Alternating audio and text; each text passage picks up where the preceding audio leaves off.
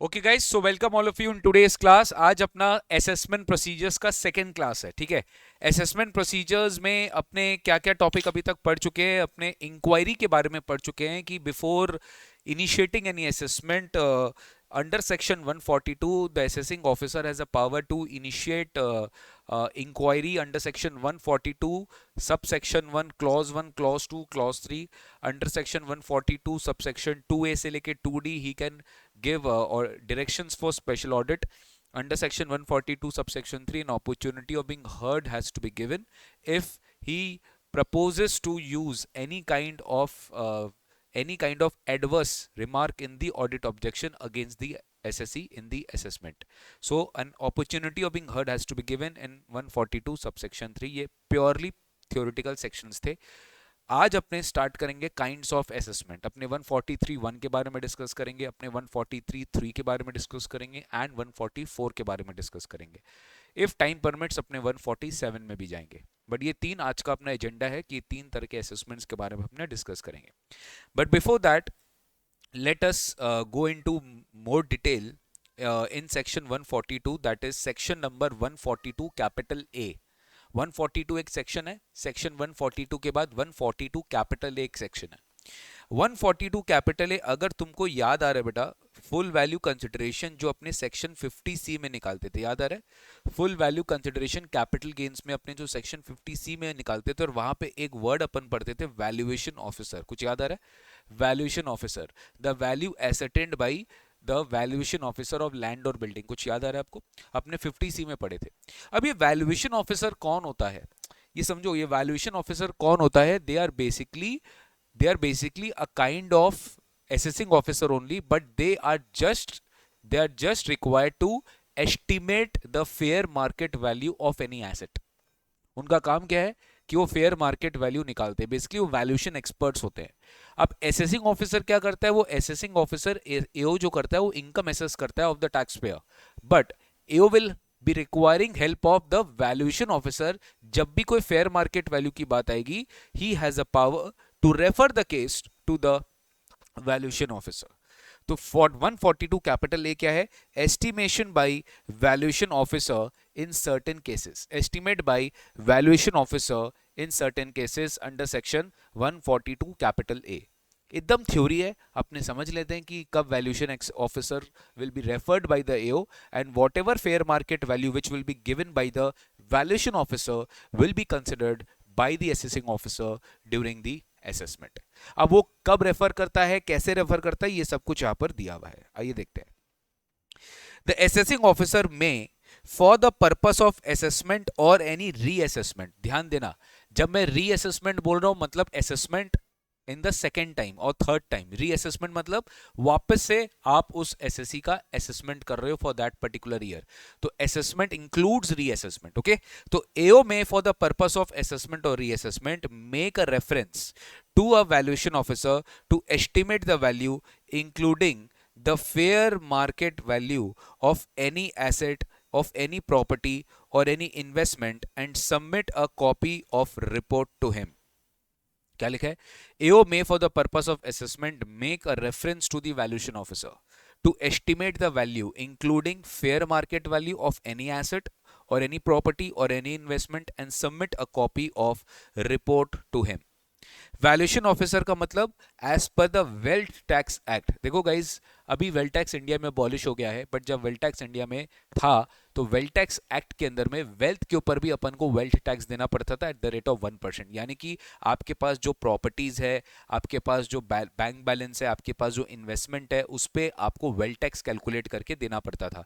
But अब वो wealth tax abolish हो गया। तो वेल्थ टैक्स में अभी इनकम टैक्स एक्ट में असेसिंग ऑफिसर्स होते हैं, वेल्थ टैक्स में वैल्यूएशन ऑफिसर्स होते थे, जो वैल्यूएशन एक्सपर्ट थे, जो वैल्यूएशन करके आपको आपका असेसमेंट करते थे। तो valuation officer as per income tax act is nothing but wealth tax act वाले वैल्यूएशन ऑफिसर्स। तो valuation officer has the same meaning as per the wealth tax act.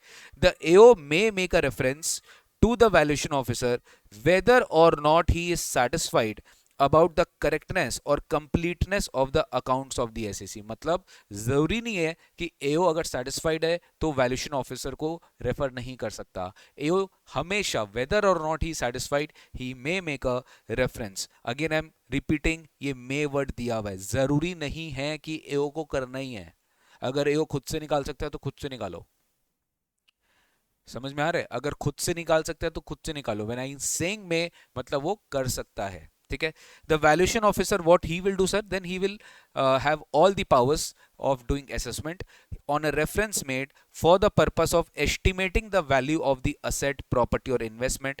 It will have all the powers that has been given to a officer under section 38A of Wealth Tax Act. Basically he will have similar powers as that given to a officer under Wealth Tax Act. यानी Wealth Tax Act में जो valuation के powers आते हैं, income tax act में भी वही powers उनको दिया जाएगा sir. Next, valuation officer obviously sir he will give an opportunity of being heard to the SSE. हर जगह यही है। The valuation officer shall, ये एकदम shall दिया, मैं नहीं दिया हुआ है, यहाँ पे shall दिया हुआ है। He shall estimate the value of the asset, property or investment after taking into account such evidence as the SSE may produce. Whatever documents, whatever submission SSE has given, based on that he will estimate the value which the SSE may produce and other evidence in his possession after giving an opportunity of being heard to the SSE. The valuation officer again may estimate the value of the asset, property, investment to the best of his judgment if the SSE does not cooperate or comply with his directions. क्या लिखा है? Valuation officer may estimate the value if the assessee does not cooperate. मतलब same चीज है, best judgement assessment valuation officer भी कर सकता है। अगर एसएससी ने टाइमली सबमिशन नहीं किया डॉक्यूमेंट्स का तो valuation officer will estimate based on the best of his judgement. Same logic है सर। कितने मंथ्स के अंदर में he has to submit the report. अब वैल्यूएशन ऑफिसर के पास केस रेफर हुआ तो वैल्यूएशन ऑफिसर के पास एक टाइम लिमिट होना चाहिए that he has to finish the valuation within a time limit and he has to submit the report to the assessing officer. याद आ रहा audit objection? When there is an audit objection, audit report needs to be completed by the chartered accountant nominated by the assessing officer and completed within 180 days. वो audit report submit करता है। यहाँ पे भी valuation report assessing officer को submit किया जाता है। अरे बोलो, क्लियर है क्या सर? यस। तो वैल्यूएशन ऑफिसर शैल इंपॉर्टेंट है, shall send a copy of the report of the estimate made to the AO within 6 months from the end of the month in which the reference is made. थोड़ा ध्यान देना, कब से कब से कब से कब से? जब से रेफरेंस दिया है। अरे गाइस थोड़ा सा क्या है ना, इस चैप्टर में अपने को टाइम लिमिट्स थोड़ा सा स्ट्रैटेजिकली समझना पड़ेगा। लर्न करना सब पॉसिबल नहीं है। मतलब लर्न करना in the sense 180 days learn हो जाएगा, 6 मंथ्स लर्न हो जाएगा। कौन से डेट से वो कैलकुलेट होगा ये आपको थोड़ा सा माइंड यूज करना पड़ेगा।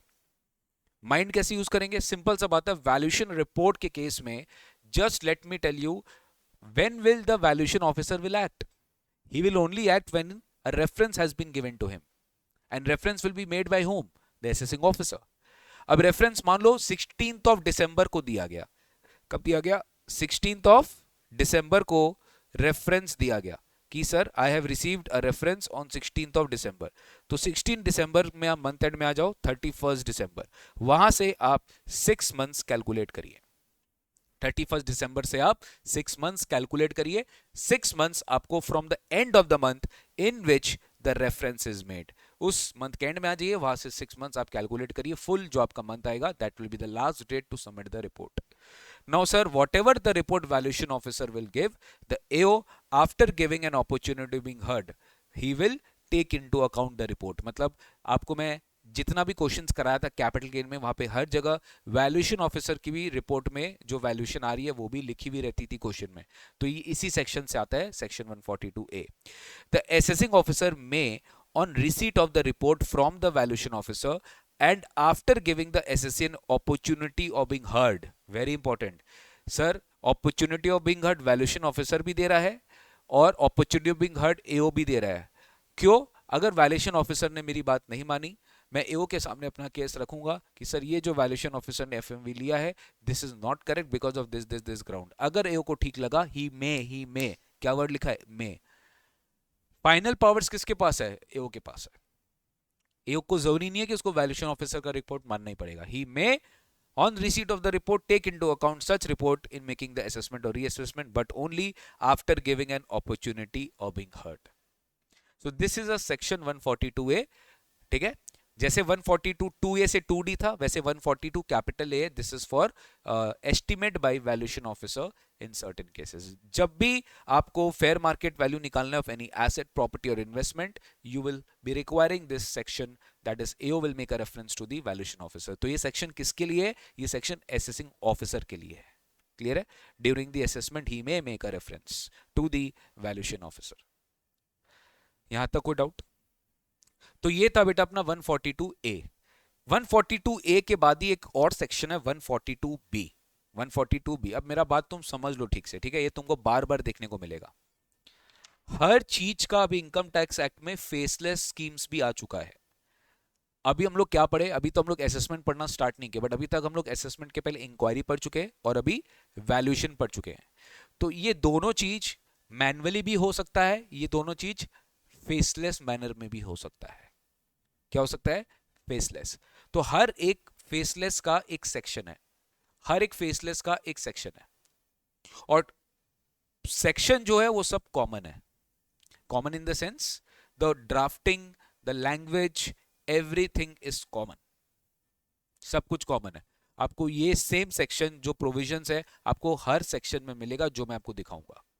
तो एक बार एक जगह करके चलो, आपको एक बेसिक आइडिया मिल जाएगा।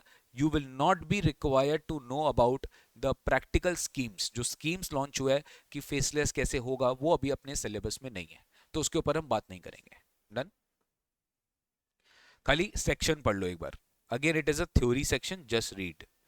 142A के बाद 142B, फेसलेस इंक्वायरी और faceless valuation. The central government may notify a scheme for the purpose of issuing notice under 142(1). जब मैं 142(1) बोल रहा हूं ना, तो मैं 1(1) भी बोल रहा हूं, 1(2) भी बोल रहा हूं, 1(3) भी बोल रहा हूं। समझ में आया? ऑल 3 सबसेक्शंस बोल रहा हूं। और making inquiry before assessment under 142(2). याद है, एक जनरल इंक्वायरी भी मैं कर सकता हूं from external source, this is also can be done. और directing the assessee to get his accounts audited under 142(2A, और estimate the value of any asset property investment by valuation officer under 142A। सारे sections आ गए।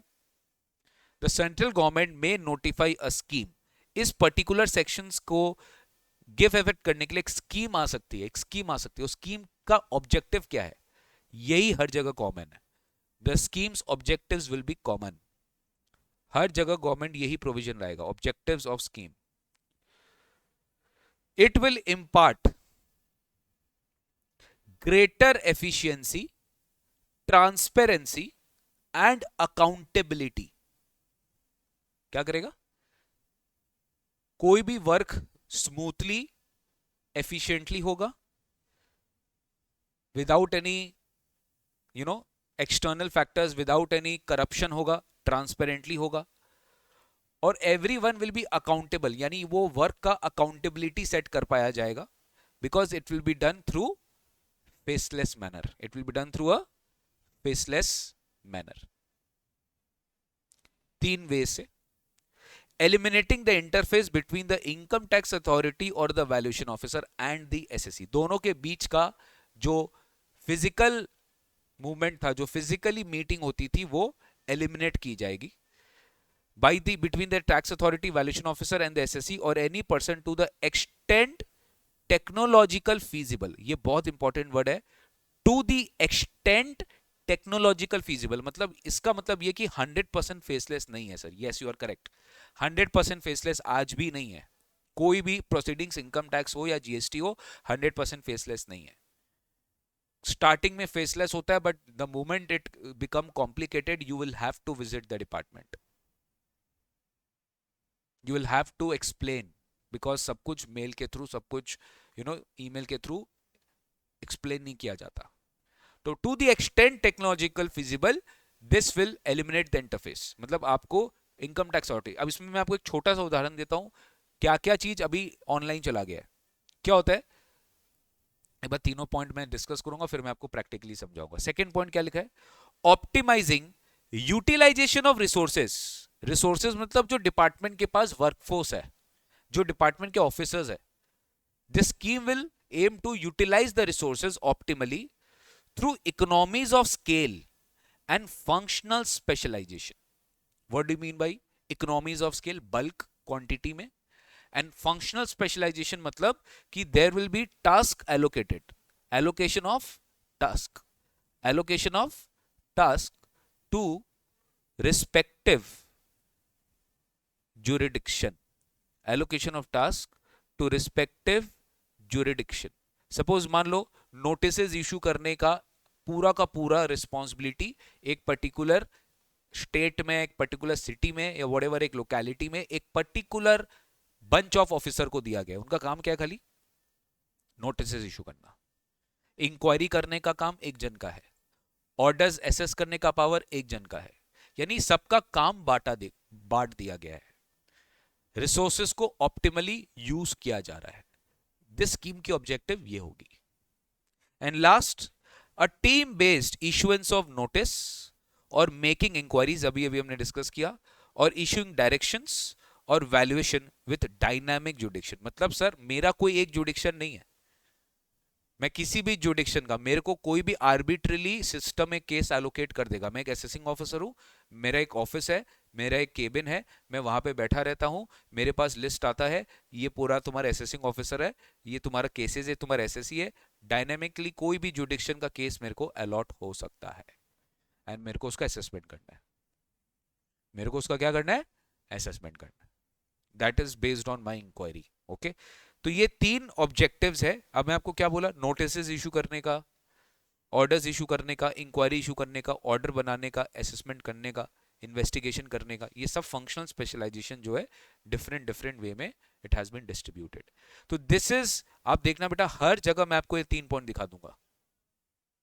ये तो 142A में था for inquiry and valuation, assessment में भी मिलेगा, अपील में भी मिलेगा, रिवीजन में भी मिलेगा, हर जगह आपको ये जो है 3 पॉइंट्स मिलेंगे sir.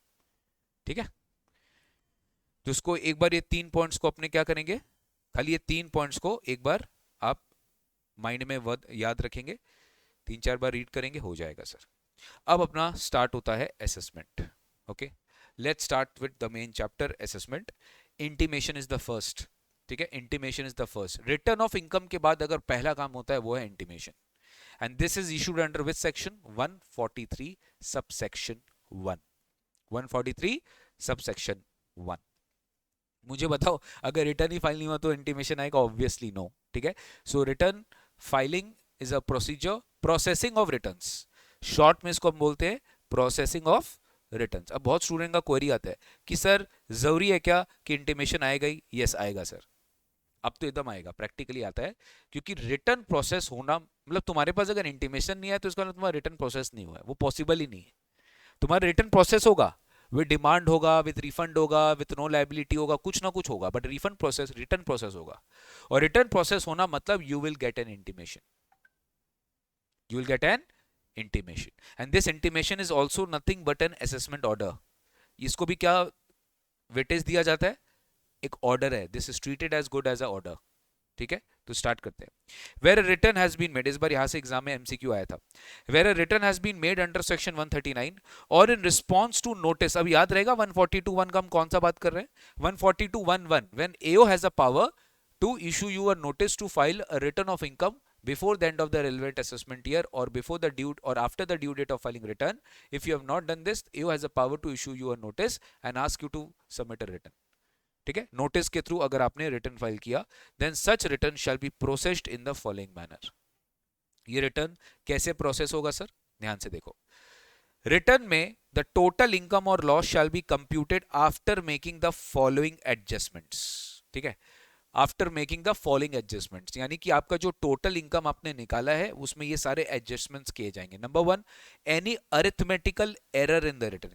Any idea about what you mean by arithmetical error?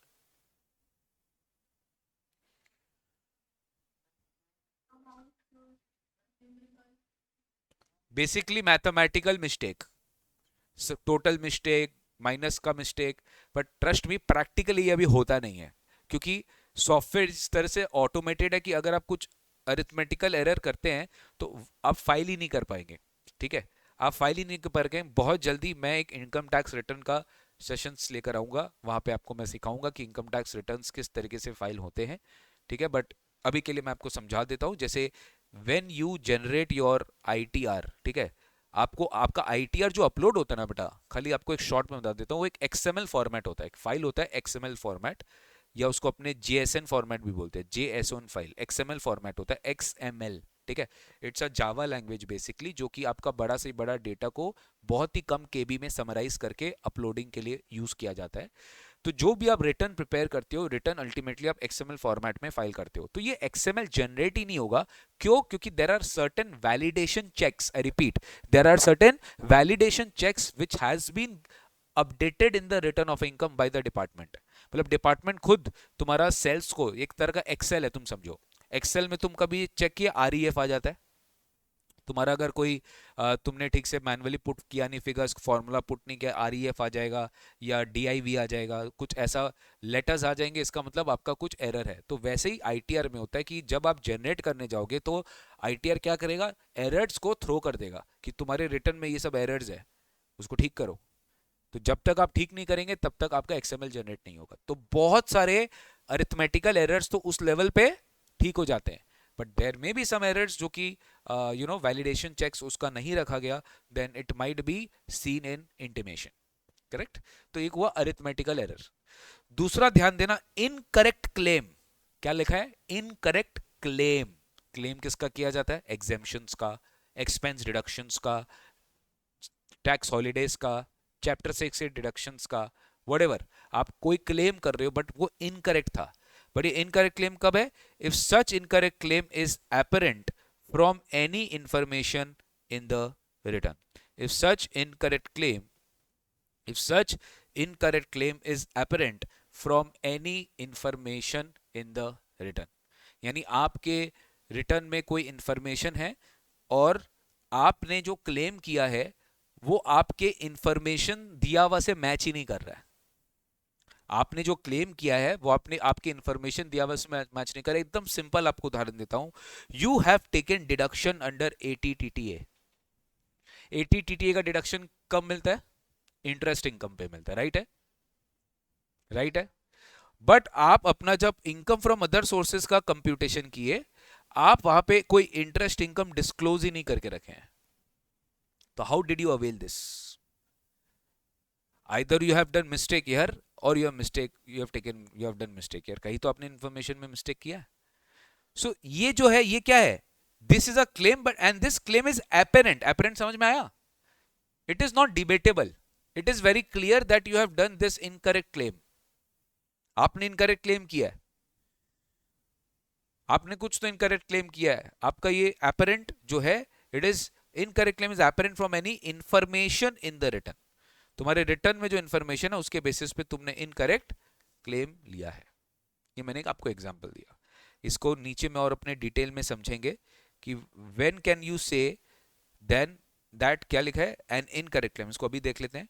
Incorrect claim apparent from information in the return means what do you mean by this? That you have done an incorrect claim which is apparent from any information in the return. It means a claim on the basis of an entry. ATTT is an entry. Income from other sources में interest income is an entry in the return of an item which is inconsistent with another entry of the same or some other item in such return. यानी कि दो चीज आपस में match नहीं खा रही है, इनकंसिस्टेंसी है। अगर तुमने यहां पर कोई डिडक्शन क्लेम किया तो तुम्हारी पीएल में वो एक्सपेंस का डेबिट होना चाहिए। तुमने अगर इनकम फ्रॉम हाउस प्रॉपर्टी में कोई एक्सपेंस क्लेम किया है तो तुम्हारे इंटरेस्ट का कहीं पे पीएल में डिस्क्लोजर होना चाहिए, जो नहीं है। तो देयर इज सम मिसमैच, आप बोल सकते हो देयर इज सम मिसमैच। या फिर जो मैंने आपको बताया, in respect of which the information required to be furnished under this act to substantiate such entry has not been furnished. Example अगर मैं आपको दूं, मान लीजिए कैरी फॉरवर्ड ऑफ लॉसेस की बात हो रही है। याद है brought forward losses? Last year की लॉसेस में इस साल ब्रॉट कैरी फॉरवर्ड किया था, अब वो ब्रॉट फॉरवर्ड लॉसेस में करंट ईयर के इनकम के साथ सेट ऑफ कर रहा हूं। तो गाइस जब आप ब्रॉट फॉरवर्ड करते हैं लॉसेस, तो आपको उस साल का जो आईटीआर का डेट है वो आपको ना मेंशन करना पड़ता है रिटर्न में। इसका लॉजिक है सेक्शन 80 पढ़ाया गया था आपको, that if you want to claim carry forward of losses you will have to file the return of income timely, yes or no? But आप क्या किए, आपने वो डेट वाला कॉलम भरा ही नहीं, रो भरा ही नहीं, आप छोड़ दिए। कौन बोला ये इनकरेक्ट क्लेम है, apparent from any information, you should furnish the information to substantiate such entry, but आपने दिया ही नहीं है, क्योंकि आप लॉस का सेट ऑफ क्लेम कर रहे हैं, आपको ये डिटेल देना चाहिए। सबसे इंपॉर्टेंट मान लो लीव इंकैशमेंट है, ग्रेचुटी है, ग्रेचुटी में आपको 20 लाख का लिमिट है, आपने 40 लाख क्लेम कर लिया, अरे तो स्टैट्यूटरी लिमिट से ज्यादा क्लेम कर रहे हैं आप, तो this is an incorrect claim which is apparent from any information in the return. तो in respect of a deduction where such deduction exceeds the limit, statutory limit, which may have been expressed as a monetary amount or a percentage or a ratio or a fraction, standard deduction आप 60,000 claim कर रहे हो, possible ही नहीं है। देखो guys ये theory है, practically दुनिया कुछ और है, तुम स्टैंडर्ड डिडक्शन 60 क्लेम ही नहीं कर सकता, वहां पे फिगर बैठाया हुआ है 50,000, अरे बोलो समझ में आ रहा है? बट जब ये लॉज बने थे तब तक हमारा दुनिया इतना डिजिटली एडवांस नहीं बढ़ा था, तो लॉज को तो अमेंड नहीं किया गया, लॉज को ऐसा चेंज कर, लॉज को नहीं चेंज किया गया, बट हाँ कल को गवर्नमेंट को लगता है कि भैया कुछ हमसे मिस आउट हो गया, तो हाँ यहाँ पर हम लिख के रखें, आईटीआर उसको प्रोसेस करते समय एरर्स थ्रो कर देगा। Did you understand? यो, तो ये हुआ uncorrect incorrect claim if such incorrect claim is apparent from any information in the return.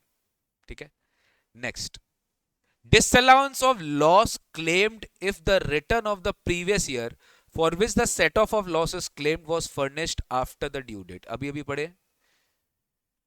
अगर तुमने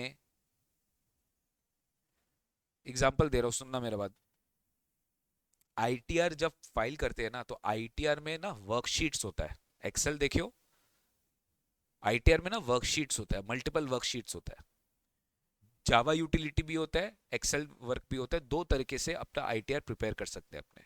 इसके ऊपर हम एक अलग से प्रैक्टिकल केस स्टडी सेशन ले लेगा, अभी आप थ्योरेटिकली समझो। तो आईटीआर का जो फाइलिंग होता है उसमें दो तरीका होता है, एक आप आईटीआर यूटिलिटी से which is a Java kind of utility, वहां पे आप एक सॉफ्टवेयर आता है जो इनकम टैक्स का सॉफ्टवेयर है, इनकम टैक्स का वेबसाइट से आप डाउनलोड करके कर सकते हो, पेड सॉफ्टवेयर का बात मैं नहीं कर रहा हूँ, जो वेंडर्स है वो अलग कंपनी है प्रोवाइड करते हैं, वो अलग चीज है, मैं इनकम टैक्स डिपार्टमेंट का जो ऑफिशियल वेबसाइट का सॉफ्टवेयर है उनका बात कर रहा हूँ, जावा। दूसरा फॉर्मेट है एक्सेल, आप एक्सेल शीट डाउनलोड कर सकते हो, उनका आईटीआर का एक्सेल शीट आता है, एक्सेल शीट भर के उससे एक्सएमएल जनरेट करके आप अपना आईटीआर फाइल कर सकते हो। मैं बोल रहा हूँ जो आईटीआर फाइल होता है उसमें वर्कशीट्स होता है, हर चीज का अलग अलग वर्कशीट है, जैसे income from other sources, heads of income, deduction, सबका अलग अलग वर्कशीट है, पीएल का, बैलेंस शीट का, मेन बेसिक इन्फॉर्मेशन का, टीडीएस का, टीसीएस का, एडवांस टैक्स का, फॉरेन टैक्स क्रेडिट का, every single thing which you can think about, everything has a separate disclosure in ITR. ठीक है, अब उसमें एक और शेड्यूल होता है ब्रॉड फॉरवर्ड लॉसेस का, कि अगर आपने पुराने साल से किसी करंट ईयर में कोई लॉस ब्रॉड फॉरवर्ड किया है, ठीक है, तो आपको उस साल का लॉस का रिटर्न फाइलिंग डेट भी बताना पड़ता है। ठीक है, और अगर आपने वो लॉस को करंट ईयर में सेट ऑफ किया तो डेफिनेटली आपकी इनकम कम हुई, तो आईटीआर सॉफ्टवेयर क्या करेगा, 143(1) का जो इंटीमेशन, सीपीसीज बैंगलोर का जो सॉफ्टवेयर है वो क्या करेगा, वो आपका लॉस का डेट को मैच करेगा, आपने जो फिल किया है, अगर वो ड्यू डेट के बाद था, अगर वो ड्यू डेट के बाद था जो आपने मेंशन किया, अगर वो ड्यू डेट के बाद आपने रिटर्न फाइल किया था, तो वो ऑटोमेटिकली क्या करेगा, आपके लॉस को एड बैक कर देगा, आपके लॉस को क्या करेगा, एड बैक कर देगा, if the return was filed after the due date. कौन से साल का रिटर्न है ये, लास्ट ईयर का, क्योंकि लास्ट लॉस कौन सा है, लास्ट ईयर का। ये भी हो सकता है कि करंट ईयर में अगर आपका कोई लॉस है, आपको ये भी पता है कि करंट ईयर में अगर मेरा कोई लॉस है, करंट ईयर में मैंने रिटर्न ही ड्यू डेट लेट फाइल किया है, और मैं करंट ईयर में क्या कर रहा हूँ, सेट ऑफ क्लेम कर रहा हूँ, तो सेट ऑफ अलाउड है, तुमको याद होना चाहिए, सेट ऑफ अलाउड है बेटा, सेट ऑफ में कोई प्रॉब्लम नहीं। हाँ, ये लॉस तुम नेक्स्ट ईयर कैरी फॉरवर्ड नहीं कर पाएगा, याद है, ये लॉस तुम नेक्स्ट ईयर क्या नहीं कर पाएगा, कैरी फॉरवर्ड नहीं कर पाएगा। सेट ऑफ याद है ना नजाफ, सेट ऑफ अलाउड है, तुम रिटर्न जितना ही लेट कर, सेट ऑफ करने से कोई नहीं रोक सकता, बट ये लॉस कोई काम का नहीं होगा नेक्स्ट ईयर, तो मैं तुम्हें क्या चीज का बात कर रहा हूँ, प्रीवियस ईयर का बात करो। प्रीवियस ईयर मतलब पिछले साल, पिछले साल का कोई लॉस है और पिछले साल का रिटर्न तुमने टाइमली फाइल नहीं किया था और वो लॉस तुम इस साल कैरी फॉरवर्ड करके सेट ऑफ क्लेम कर रहा है, तो तुम नहीं कर पाएगा, डिसअलाउ कर देगा अगर वो क्लेम किया है तो। सर टैक्स ऑडिट रिपोर्ट में चार्टर्ड अकाउंटेंट को बहुत सारे डिस्क्लोजर देने पड़ते हैं। Auditing is all about disclosure, तो उसमें एक स्टैंडर्ड फॉर्मेट आता है।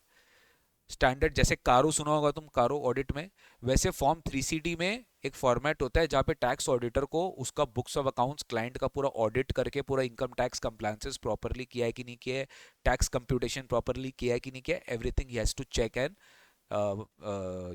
डिस्क्लोज। तो टैक्स ऑडिट रिपोर्ट में chartered accountant has to give mandate disclosures including some kinds of expenses which are not allowable and that has been debited to PL. तो tax audit report में वो लिखा हुआ रहता है। अब क्या तुम इतना अच्छा चीज है, तुम ये समझो, इनकम टैक्स रिटर्न में जो डेटा मांगा जाता है वो काफी हद तक सिमिलर है जो टैक्स ऑडिट रिपोर्ट में चार्टर्ड अकाउंटेंट को फिल करने बोला गया है। तो इनकम टैक्स सॉफ्टवेयर क्या करेगा कि टैक्स ऑडिट रिपोर्ट को भी स्क्रूटिनाइज करेगा। वो सॉफ्टवेयर क्या करेगा, टैक्स ऑडिट रिपोर्ट को भी स्क्रूटिनाइज करेगा। सर टैक्स ऑडिट रिपोर्ट तो पहले फाइल हो जाता है, अगर आपको याद है, 1 month prior to the due date of filing return. Return file करना है 31 अक्टूबर, तो टैक्स ऑडिट रिपोर्ट कब फाइल करना है, 30 सितंबर, याद है। इसीलिए तो करते हैं कि जब रिटर्न फाइल होगा टैक्स ऑडिट रिपोर्ट तुम्हारा ऑलरेडी फाइल्ड है, टैक्स ऑडिट रिपोर्ट तुम्हारा ऑलरेडी फाइल्ड है। सर जिनका टैक्स ऑडिट रिपोर्ट नहीं होता उनका मैं बात नहीं कर रहा हूँ, वो चिल है, बट जिनका टैक्स ऑडिट रिपोर्ट फाइल होता है तो उनका टैक्स ऑडिट रिपोर्ट को आईटीआर सॉफ्टवेयर के साथ, आईटीआर रिटर्न्स के साथ पूरा क्या किया जाता है, मैच किया जाता है कि कहीं कोई ऐसा एक्सपेंस है जो टैक्स ऑडिटर ने अपने रिपोर्ट में सबमिट कर दिया कि this is a disallowable expense और this is a disallowable expense, and income tax return ने आईटी इनकम टैक्स रिटर्न में एसएससी ने उसको डिसअलाउ नहीं किया, तो 143(1) कर देगा, 143(1) कर देगा। डिसअलाउंस ऑफ एक्सपेंडिचर और इंक्रीज इन इनकम, इनकम को बढ़ा भी सकता है, जैसे कि डीम्ड इनकम, कोई इनकम है जो कि आपने अपने इनकम टैक्स एक्ट के हिसाब से अपने कंपटीशन में नहीं लिया, तो टैक्स ऑडिटर क्या करेगा, उसको कंपटीशन में ले लेगा, ठीक है, और तुम्हारे रिपोर्ट में डिस्क्लोज कर देगा। तो indicated in the report but it is not taken into account in computing the total income in the return, मतलब कि जो तुम्हारा एक्सपेंडिचर और increase in income audit report में डिस्क्लोज्ड है बट वो तुमने अपने टोटल इनकम में अकाउंट फॉर नहीं किया है, तो यहां पर आप उसको जो है क्या बोलते हैं, एडजस्टमेंट यहां पर आप उसका करके चलेंगे। सर यहाँ पे 143(1) अलाउ जो है आपका एरर प्रोसेस कर देगा कि तुम्हारा ये खर्चा है, डिसअलाउड है, ऑडिट रिपोर्ट में लिखा हुआ है, तुमने आईटीआर में नहीं किया, नहीं है, हम ऐड बैक कर रहे हैं। Last but not the least, ये भी पता है अपने को, टैक्स हॉलीडेज एंड 10AA का deduction you can not claim if you file your return late. ये लॉसेस का बात नहीं कर रहा है, ये डिडक्शन का बात कर रहा है, और डिडक्शन है चैप्टर 6 से, मैं तुमको पता है मैं 80C 80D का बात नहीं कर रहा हूँ, मैं टैक्स हॉलीडेज का बात कर रहा हूँ। याद है tax holidays 80IA 80IB 80IC 80ID 80IE 80IAB 80IAC 80IBA, ये सारे, ये सब क्या है, इनकम बेस्ड डिडक्शंस है, ठीक है। तो जो इनकम बेस्ड डिडक्शंस है उसका क्लेम तुम नहीं कर सकता है अगर तुमने रिटर्न लेट फाइल किया, तो ये चीज लिखा है। अगर तुमने डिडक्शन क्लेम किया 10AA में और any other provision of chapter 6 से under part C, part C मतलब tax holidays, deduction for certain incomes, if the return is furnished after the due date, एकदम क्लियर है, if the return is furnished after the due date, अपने आप software क्या करेगा, तुम्हारा बढ़ा देगा, इंटीमेशन ऐड कर देगा। क्लियर है।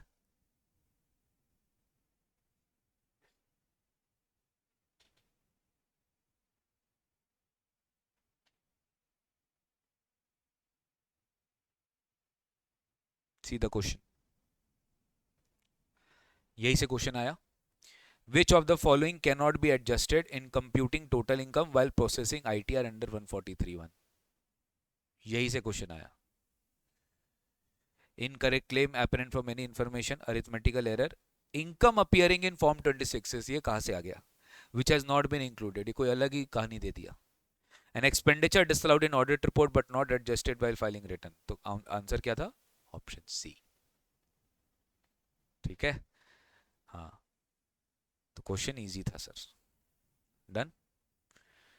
अब देखो सर ये एडजस्टमेंट भी हो गया, चलो ठीक है, बट यार ये तो सॉफ्टवेयर क्या है, सॉफ्टवेयर से तो गलती हो सकती है, सॉफ्टवेयर के इंसान से बड़ा है क्या? अरे नहीं नहीं नहीं, गवर्नमेंट इस बात को जानता है।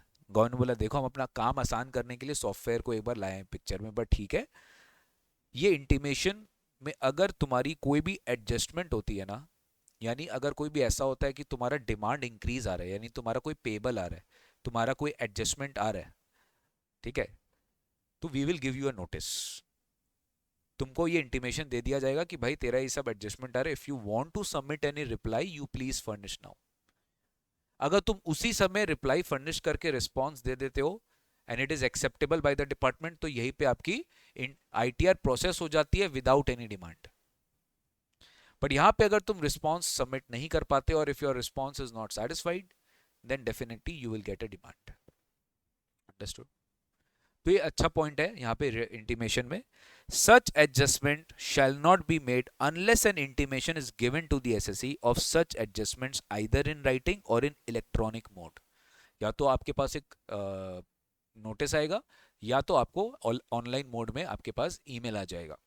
The response received from the SSC, if any, shall be considered before making any adjustment. This is important. Whatever response has been asked to be filed by you, that has to be considered in the return. And in a case where no response is received within 30 days, अगर 30 days में कोई response receive नहीं किया गया, कितना time दिया जा रहा है आपको? 30 days। तो 30 days में आपको रिस्पॉन्स देना पड़ेगा। इन 30 days if it is not received of the issue of the intimation, such adjustment will be made।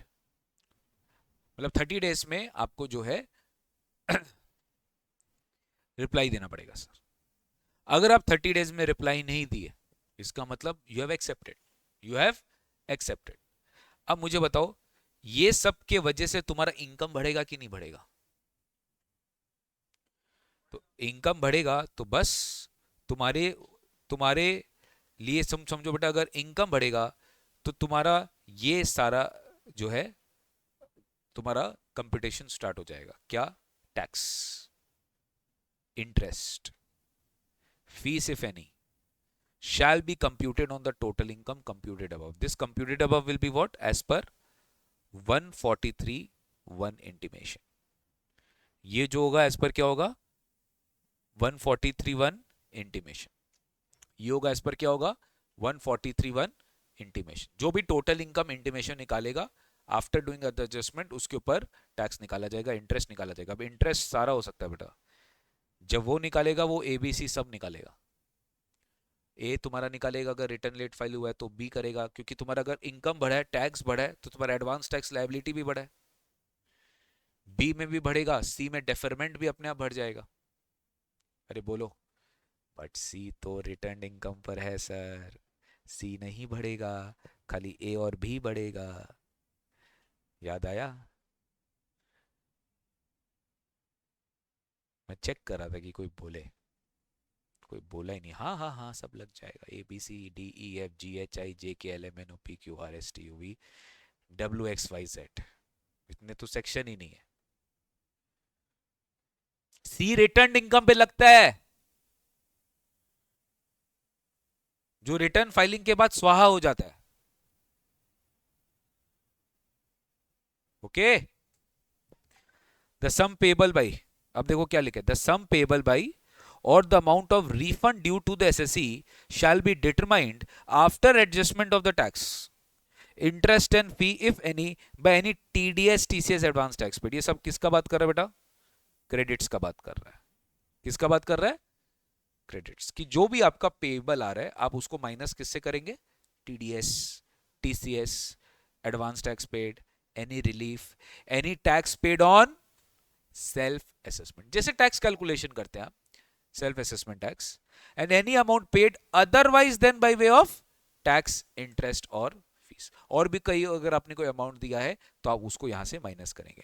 Intimation shall be prepared or generated and sent to the SSC specifying the sum determined to be payable or the amount refund due to the SSC। मतलब sir यहाँ पे payable भी आ सकता है, refund भी आ सकता है, दोनों चीज पॉसिबल है आना। आपको स्टूडेंट का क्वेरी होगा, सर रिफंड कब आएगा? रिफंड आ सकता है, मान लो तुमने कोई क्लेम नहीं किया या तुमने कोई क्लेम कम किया, तुम्हारा कंप्यूटेशन मैकेनिज्म रॉन्ग है, तो 143(1) उसको ठीक भी कर सकता है, और 143(1) जब ठीक करेगा तो हो सकता है तुम्हारा टोटल इनकम कम आ जाए, टोटल इनकम कम आएगा तो तुम्हारा टैक्स लायबिलिटी कम आएगा, टैक्स लायबिलिटी कम आएगा तो तुमने अगर ज्यादा पे कर दिया तो तुमको गवर्नमेंट रिफंड भी दे सकती है। ठीक है, तुमको इसमें रिफंड भी दिया जा सकता है, या वॉट तुमने पहले से ही रिफंड मांग के रखा अपने रिटर्न में, तो तुमको 143(1) में तुम्हारी जब इंटीमेशन आएगी तो वहां पे तुमको रिफंड दे दिया जाएगा। Amount of refund due to the assessee in pursuance, amount of refund due to the assessee in pursuance of the determination shall be granted to the assessee. जो भी रिफंड एसएससी को ड्यू है ये SSC को मिलेगा ही मिलेगा sir. ठीक है, intimation shall also be sent in the to the SSC in a case where the loss declared in the return by the SSC is adjusted but no tax interest or fee payable or no refund is due to him। मतलब तुम समझो बेटा कि मान लो, एक example तुमको दे रहा हूं कि करंट ईयर में तुमने इनकम भी कमाया और तुम्हारा पिछले साल का खूब सारा लॉसेस था, तुमने लॉसेस को इनकम के साथ एडजस्ट कर लिया, तुम्हारा कोई टैक्स नहीं आया, तो भी तुमको इंटीमेशन भेजा जाएगा। इसका रीजन बताओ।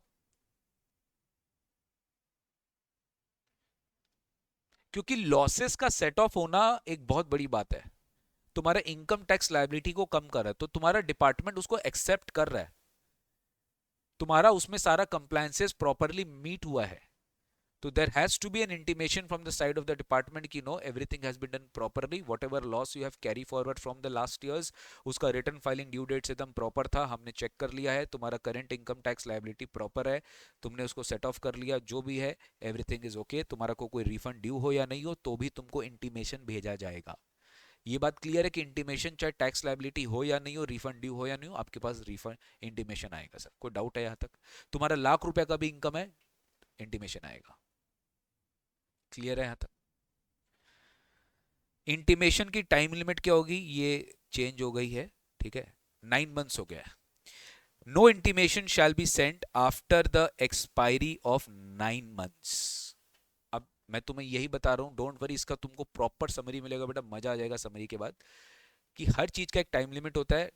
मंथ ईयर याद रखना इजी होता है, हमेशा प्रॉब्लम का आता है कब से कैलकुलेट करेंगे, कब से कैलकुलेट करेंगे। तो तुमको ना हमेशा लॉजिकली सोचना है कि इंटीमेशन करने का काम डिपार्टमेंट कब स्टार्ट करेगा।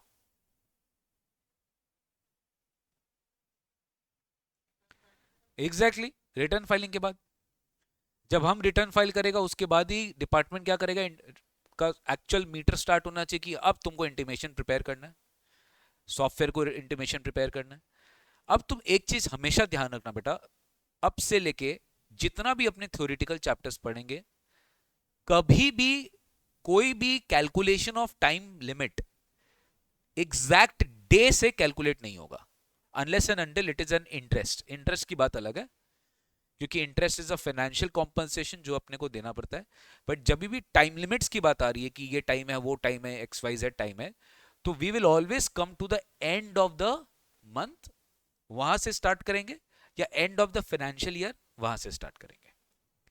तो जिस साल भी आपका रिटर्न फाइल हुआ उस साल के एंड में आ जाइए, वहां से 9 मंथ्स, वहां से 9 मंथ्स। तो from the with in 9 months from the end of the financial year in which the return is made. अब ये रिटर्न, मेरा बात ध्यान से सुनो, ये रिटर्न मेरा बात ध्यान से सुनो। अगर मान लो तुमने बिलेटेड रिटर्न फाइल किया, तुमने रिवाइज रिटर्न फाइल किया, कुछ भी रिटर्न फाइल किया, जो भी तुम्हारा लास्ट रिटर्न है, तुमने अपडेटेड रिटर्न फाइल किया, जब भी तुमने अपडेटेड रिटर्न फाइल किया उस साल के एंड में आ जाओ, वहां से 9 मंथ्स। तुमने 142(1) का रिटर्न फाइल किया, 142(1), अरे एओ ने मांगा तुमसे रिटर्न, तो 142(1) का हुआ ना, तो जब भी फाइल किया उस साल के एंड में आ जाओ, वहां से 9 मंथ्स। क्लियर है? From the end of the finance. तो सपोज मान लो प्रीवियस ईयर 24-25 का रिटर्न कब जाएगा बताओ, असेसमेंट ईयर 25-26 में तुम फाइल किया होगा मान लो, तो इस साल अगर तुम फाइल किया है तो 31 मार्च 26 से 9 मंथ्स के अंदर आपको क्या करना पड़ेगा, अपना जो है इंटीमेशन फाइल करना पड़ेगा। और ये जो इंटीमेशन है it will be from the date of क्या, filing the latest revised return. ये तुम्हारा लेटेस्ट रिवाइज्ड रिटर्न जो भी होगा वहां से हम इसको कैलकुलेट करेंगे सर। गाइस बोलो क्लियर है? The acknowledgement of the return, ठीक है, आपको पढ़ाया जाएगा या फिर आपको मैं पढ़ाया होगा definitely, ITR V। This is N acknowledgement of the return, मतलब कोई भी रिटर्न अगर आप फाइल करते हो तो एक्नॉलेजमेंट जनरेट होता है and will be deemed to be the intimation where either no sum is payable by the assessee और नो रिफंड इज ड्यू। मतलब कोई होता है ना, नील रिटर्न फाइल कर रहा है, नील रिटर्न, जीरो इनकम है, जीरो टैक्स है, सब कुछ जीरो है, तो फिर वो ये एक्नॉलेजमेंट जो है फाइल कर सकता है। अब कोई स्टूडेंट पूछेगा सर कोई नील रिटर्न क्यों फाइल करेगा, क्योंकि इनकम टैक्स में तो उसको लायबिलिटी नहीं है। कोई भी कर सकता है, जरूरी नहीं है कि मुझे फाइल करना है तो ही मुझे फाइल करना है, मैं ऐसे भी इनकम टैक्स रिटर्न जो है फाइल कर सकता हूँ। No one is stopping me to file income tax return whether I am having income और नॉट। ठीक है, अब सुनो मेरा बात ध्यान से, अब मेरा बात ध्यान से सुनो, बहुत इंपॉर्टेंट पॉइंट आपके साथ अभी डिस्कस करने जा रहा हूँ। ठीक है, अभी हम पढ़ेगा 143 1D। ठीक है, एक नया टॉपिक है 143 1D, 143 1 के साथ है 1D। मेरा बात ध्यान से सुनो, you have file return and मजे की बात, तुम्हें नोटिस इशू हो गया है। क्या चीज का? स्क्रूटिनी का। ऐसा हो सकता है सर? हो सकता है सर, इंटीमेशन आया ही नहीं। अरे एओ बोलता है इंटीमेशन की ऐसी की तैसी, मैं खुद केस को पर्सनली हैंडल करूंगा, मैं खुद ये केस को पर्सनली हैंडल करूंगा, मुझे लगता है ये बहुत बड़ा रेवेन्यू लॉस किया है हमारे को, हम इस एसएससी को छोड़ेगा नहीं, हमको इसको नोटिस इशू करना है। तो अगर एओ ने अपना नोटिस इशू कर दिया फॉर स्क्रूटिनी असेसमेंट, क्या 143(1) इशू करना मैंडेटरी है? लॉजिक क्या कहता है? ऑलरेडी जब एओ कर रहा है, एओ उस केस को डील कर रहा है, तो सॉफ्टवेयर को क्यों परेशान करने का भैया? सॉफ्टवेयर ह्यूमन से बढ़कर है क्या? आज के डेट में हो गया है उस समय नहीं था जब लॉ बना था, समझा? आज के डेट में सॉफ्टवेयर की वैल्यू ज्यादा है भाई, ह्यूमंस की नहीं है। जो सॉफ्टवेयर बनाया है वो नहीं, उसकी वैल्यू नहीं है, सॉफ्टवेयर का वैल्यू ज्यादा है। ये मानो या ना मानो, which is true in all respects. ठीक है, तो गवर्नमेंट बोलता है कि भाई if return is filed you have received a notice. भूल जाओ रिटर्न फाइल क्या नहीं फाइल किया, अगर तुमने रिटर्न, अगर तुमने स्क्रूटिनी तुम्हारा चालू हो गया, your assessment is pending, your assessment is pending guys, and let me tell you, intimation under 143(1) is not required.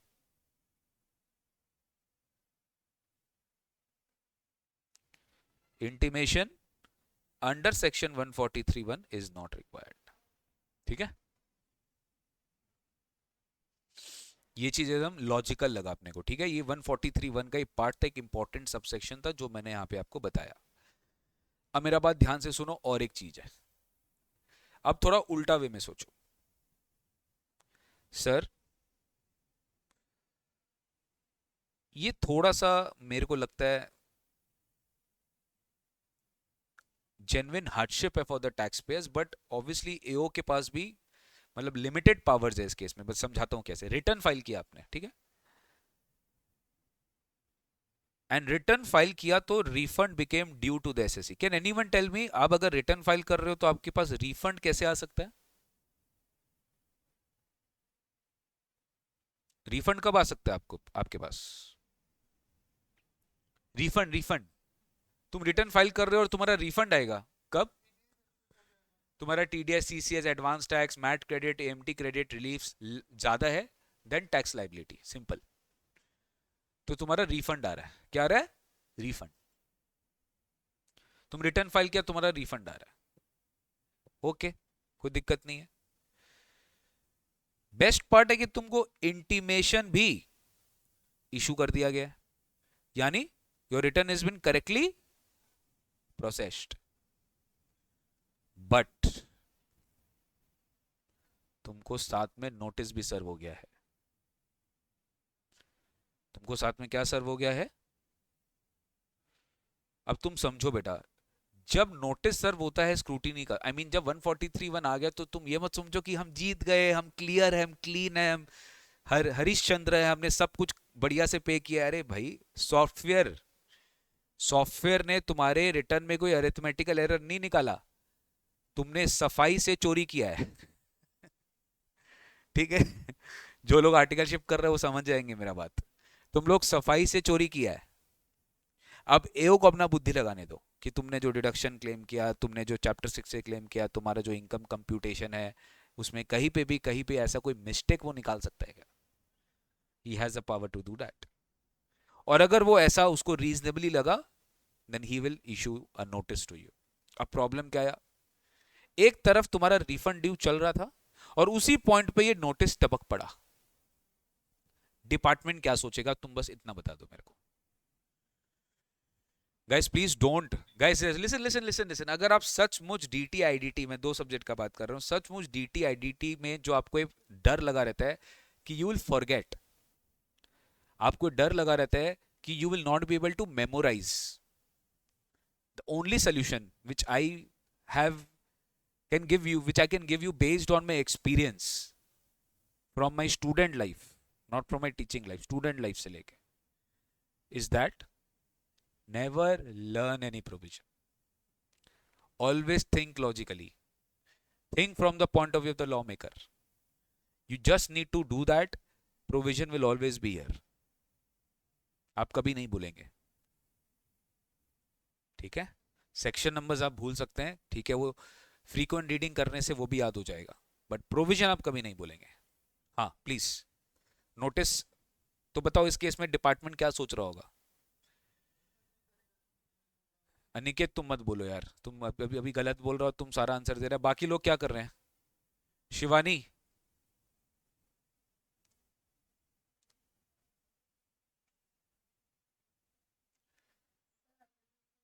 अच्छा सर रिपीट करें। I have filed return, okay, and based on the return I am supposed to receive income tax refund, okay. Intimation has been issued to me under 143(1) and the return was processed correctly with refund due whatever I have claimed, okay. But in the meantime I have also received a scrutiny notice from the income tax department that my return is under scrutiny and I have to reply to all this submissions, whatever query they have raised for that particular assessment year in which the refund was due. तो department के mind में अब क्या चल रहा है?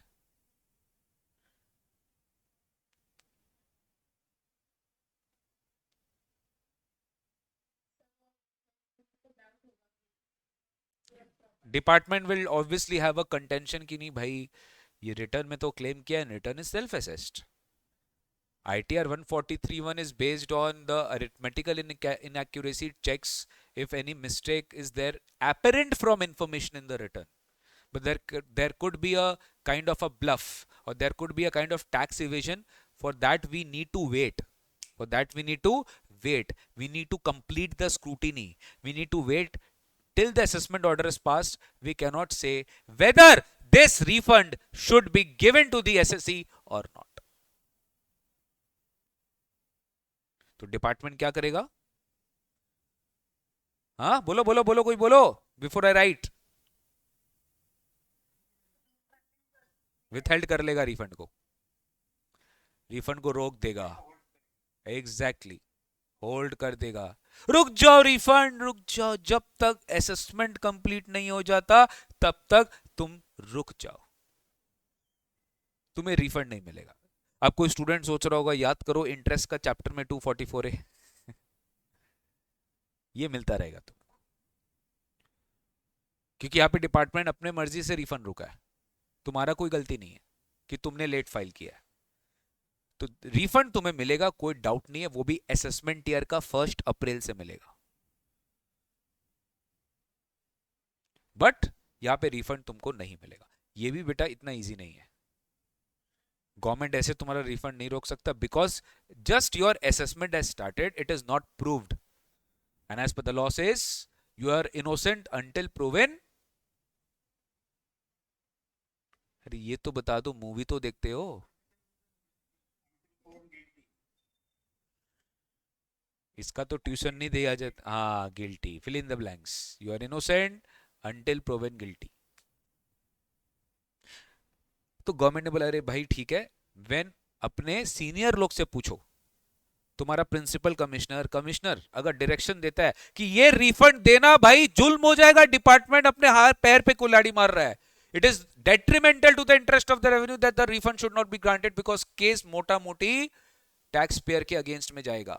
ये judgement किसको लेना होगा? कमिश्नर को लेना होगा. ये जजमेंट किसको लेना होगा? कमिश्नर को लेना पड़ेगा.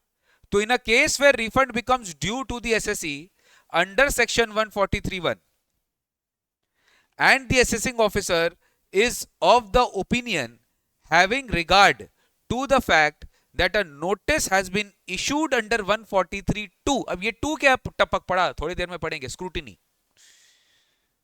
स्क्रूटिनी चालू करने के लिए ये आना पड़ेगा. 143(2) का नोटिस तुम्हें इशू हो गया है in respect of such return that the grant of the refund is likely to affect adversely revenue मतलब गवर्नमेंट का fund.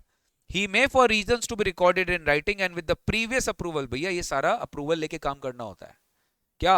Of the seniors, principal commissioner or the commissioner. Withhold the refund कब तक? Up to the date on which the assessment is made. जब तक assessment नहीं हो जाता तब तक आपका रिफंड विथहोल्ड रहेगा. This is given in section 241 capital A. ठीक है, this is given in section 241 capital A.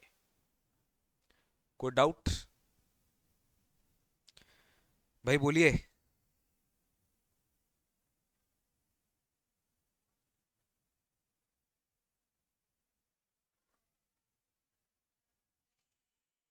Next second assessment है स्क्रूटिनी असेसमेंट.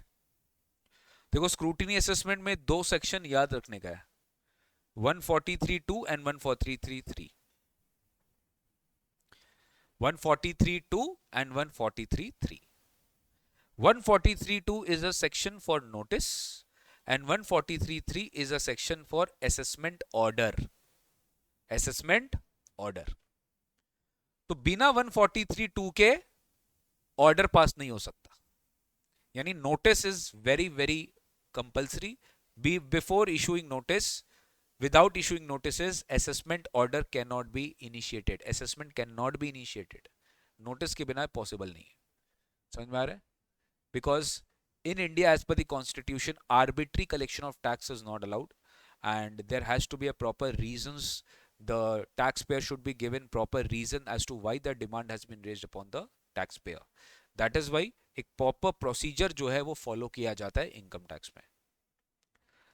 अब हर चीज का एक रीजन होता है, वो अपने डिटेल में चलो समझते हैं. Y scrutiny? स्क्रूटिनी करने का रीजन क्या है? सेम चीज. If assessing officer believes or considers that the assessee has underestimated his income or underpaid the tax or excessively declared the loss को बढ़ा दिया है कि कल को फ्यूचर में इनकम कमाएगा तो टैक्स नहीं पे करना पड़े. If AO believes that this all has taken place, he can make scrutiny in this regard and he will definitely gather all the evidence gather करने के लिए 142 यूज करेगा. वो gather all the information and on the basis of that information and evidence which he has collected, he will pass an assessment order and this order will be treated to be a regular assessment order under 143(3). बस. Scrutiny का सबसे बड़ा important point होता है without return it can not be done. तो इसलिए 144 इसके बाद आया कि भैया अगर रिटर्न नहीं तो मेरा आधा माजी सटकली 144 कर देंगे बेस्ट जजमेंट असेसमेंट. तो scrutiny will always be dependent on this fact whether department has received the return और नॉट. तो रिटर्न का ही स्क्रूटिनी हो सकता है, बिना रिटर्न के स्क्रूटिनी नहीं हो सकता. दूसरा, SSC has underpaid the tax, SSC has underestimated his income or declared excessive loss. इसका बहुत बड़ा एविडेंस, प्रॉपर इंफॉर्मेशन एओ के पास होना चाहिए. बिना उसके वो स्क्रूटिनी इनिशिएट नहीं कर सकता है. He can't do it. ऐसे नहीं है कि चलो ठीक है एक बार पूछ लेते हैं उससे कि तुम्हारा कैसे क्या है. You should have solid evidence. देखो वेयर द एओ और the prescribed income tax authority, मैंने तुमको बताया था इंक्वायरी में भी प्रिस्क्राइब्ड इनकम टैक्स अथॉरिटी था, यहाँ पे भी प्रिस्क्राइब्ड इनकम टैक्स अथॉरिटी। ये सब कुछ फेसलेस वालों के लिए, कि जहां फेसलेस आ रहा है, मतलब जरूरी नहीं है तुम्हारा एओ ही करेगा, कोई भी इनकम टैक्स अथॉरिटी जो है आपको नोटिस इशू कर सकता है, दोनों को एओ ही मानो।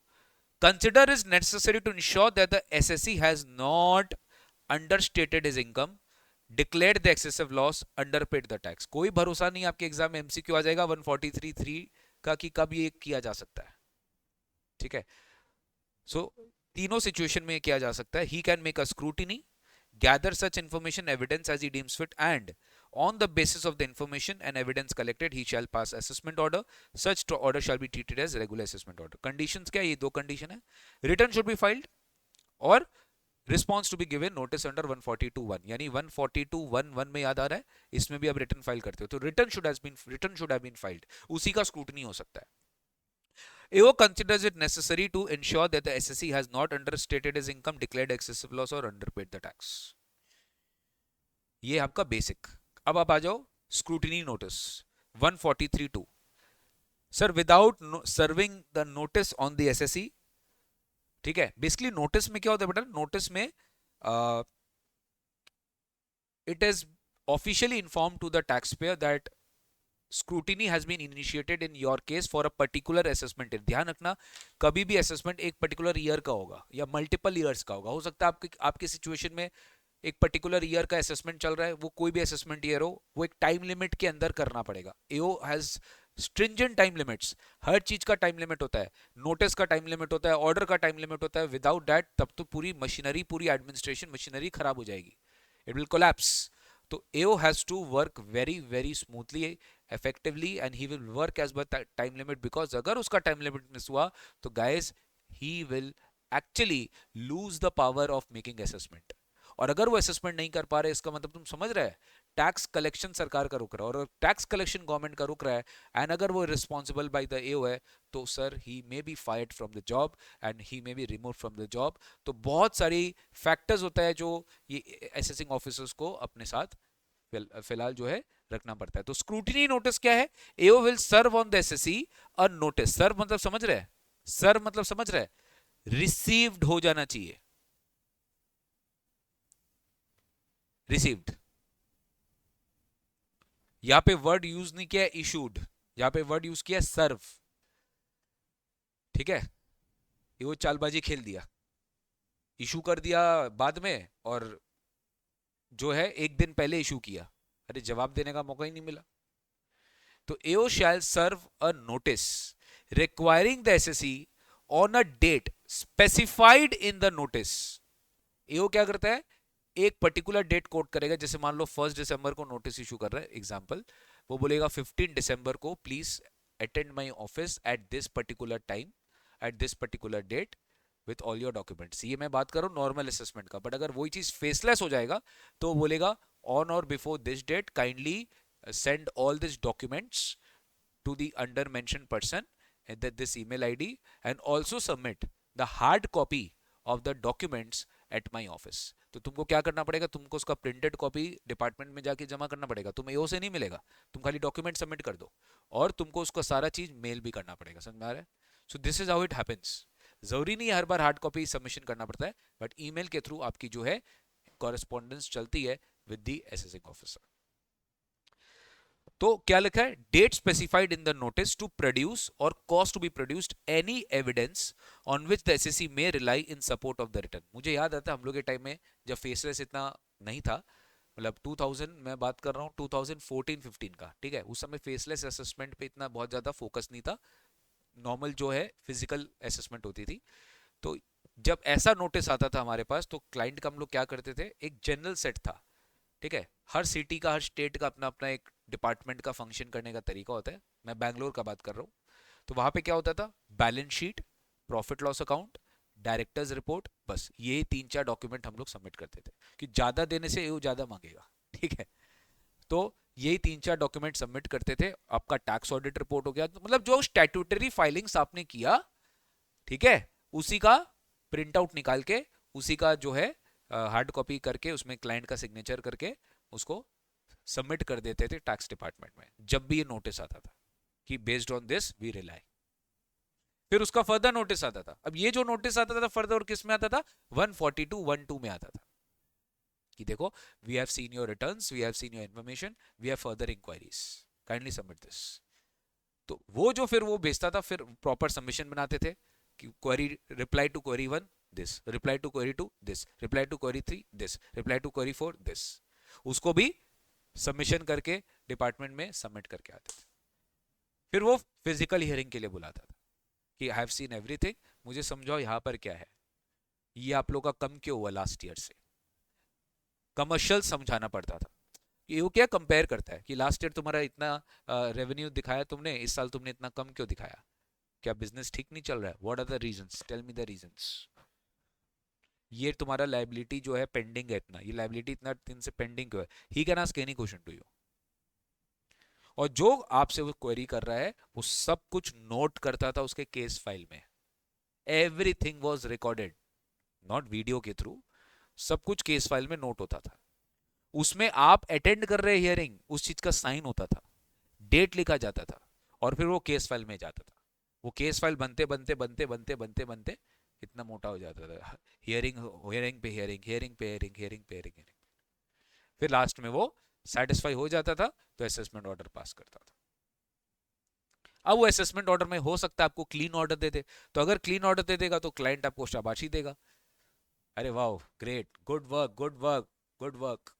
और वही अगर एडजस्टमेंट्स होके आता था ऑर्डर में, add back add back add back तो सर हम लोग और खुश होते थे कि हमें क्लाइंट का काम मिलेगा कि हम इसका अपील फाइल करेंगे, समझ रहे।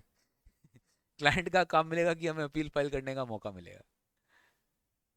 हाँ, बट ठीक है, क्लाइंट को भी पता है कि भैया जहाँ एडबैक नहीं, where you can not stop, जहाँ पे क्लाइंट भी गलती किया है तो वहां पे हमें कोई ऑप्शन नहीं एडबैक होगा। बट इसमें क्या होता है ना, जिन क्लाइंट्स का रिटर्न भी हम ही फाइल करते थे वहां पे एडबैक अगर हो जाता तो then we were in a shameful position कि भाई आप क्या देख के रिटर्न फाइल किया, आपने उसको डिसअलाउ क्यों नहीं किया पहले।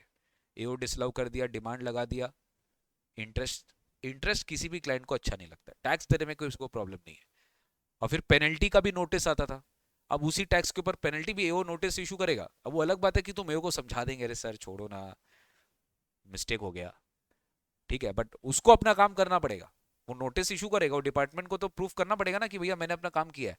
हम सबमिशन भी देंगे, there are case laws that if there were genuine reasons that it was a mistake, it was an error, it was not an intentional mistake, ठीक है, it was unintentional mistake that you forgot to offer this income to tax, then penalty will not be levied।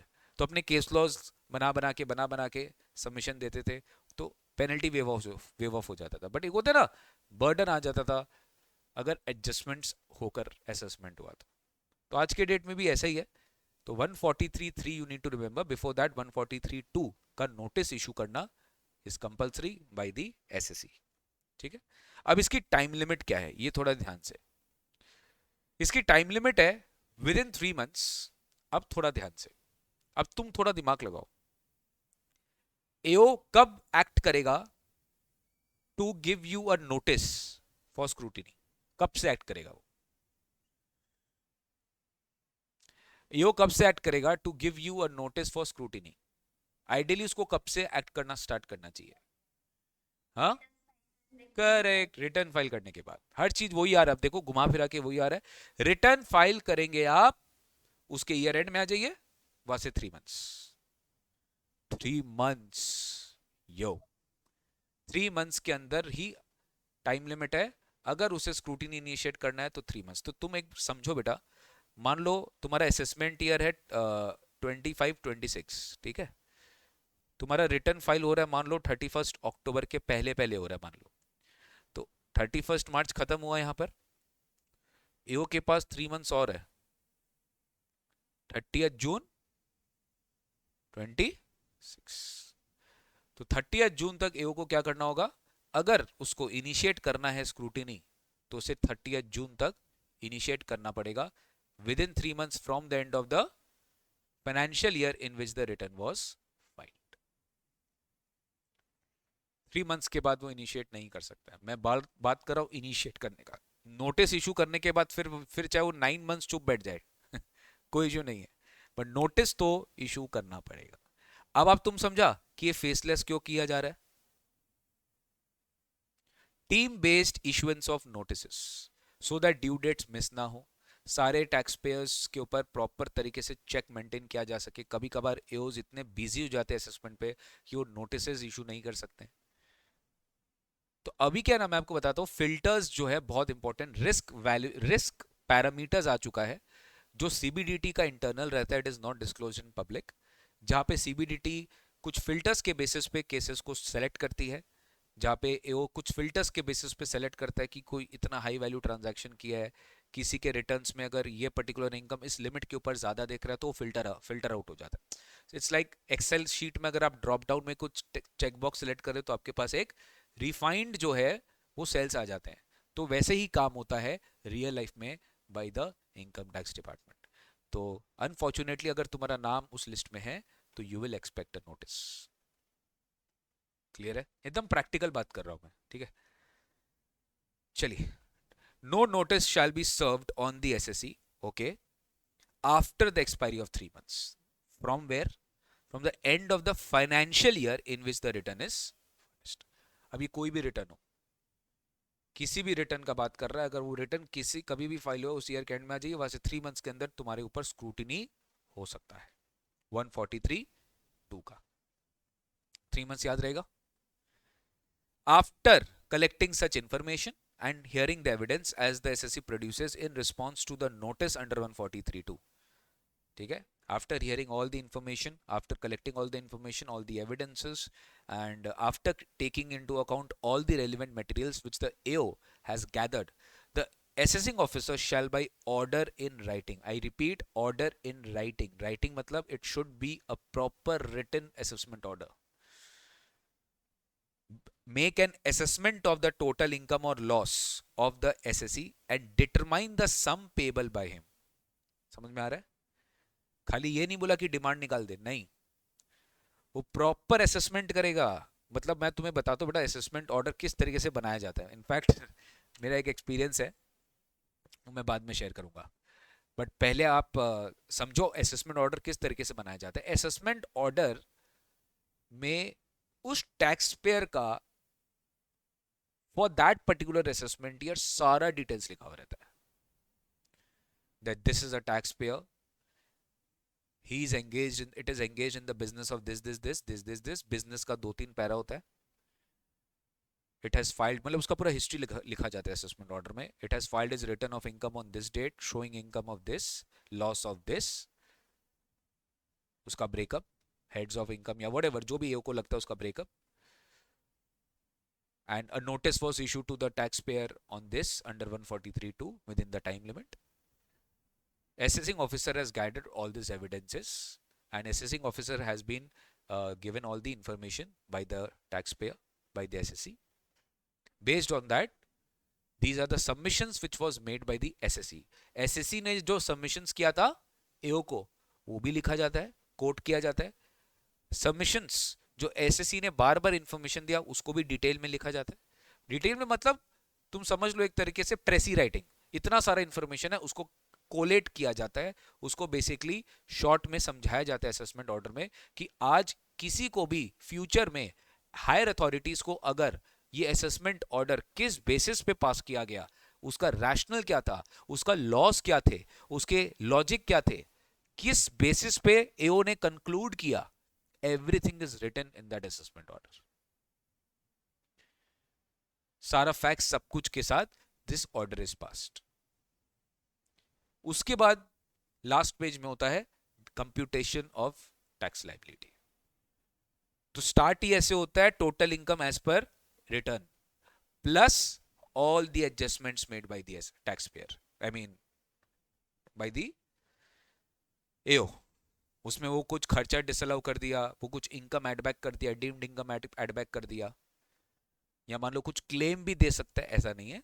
Scrutiny assessment में चाहे तो officer आपको कोई claim भी दे सकते हैं। मान लो एग्जांपल, आपकी स्क्रूटिनी हो रही थी, प्रॉपर ऑफिसर ने कुछ एड बैक किया, आपने प्रॉपर ऑफिसर से रिक्वेस्ट किया कि sir in the return I miss to claim this deduction, kindly give me this deduction, तो प्रॉपर ऑफिसर आपको वो डिडक्शन दे सकता है। मान लो you have claimed wrong amount of advance tax or TDS in the return, but आपका scrutiny में आप क्लेम कर सकते हो, नॉट अ प्रॉब्लम। तो स्क्रूटनी क्या कर, स्क्रूटनी में आपका वो प्रॉपर क्या करेगा, कंप्यूटेशन करेगा, आपका डिमांड निकालेगा, इंटरेस्ट निकाल के फिर आपको ऑर्डर के साथ सेंड कर देगा। Did you understand? बोलिए। और इस असेसमेंट ऑर्डर के साथ और एक डॉक्यूमेंट जाता है जो मैंने आपको पहले एक बार डिस्कस किया था, बताइए वो कौन सा डॉक्यूमेंट जाता है? असेसमेंट ऑर्डर के साथ एक डॉक्यूमेंट कंपलसरी जाता है टैक्स पेयर को। Exactly, demand notice, notice of demand.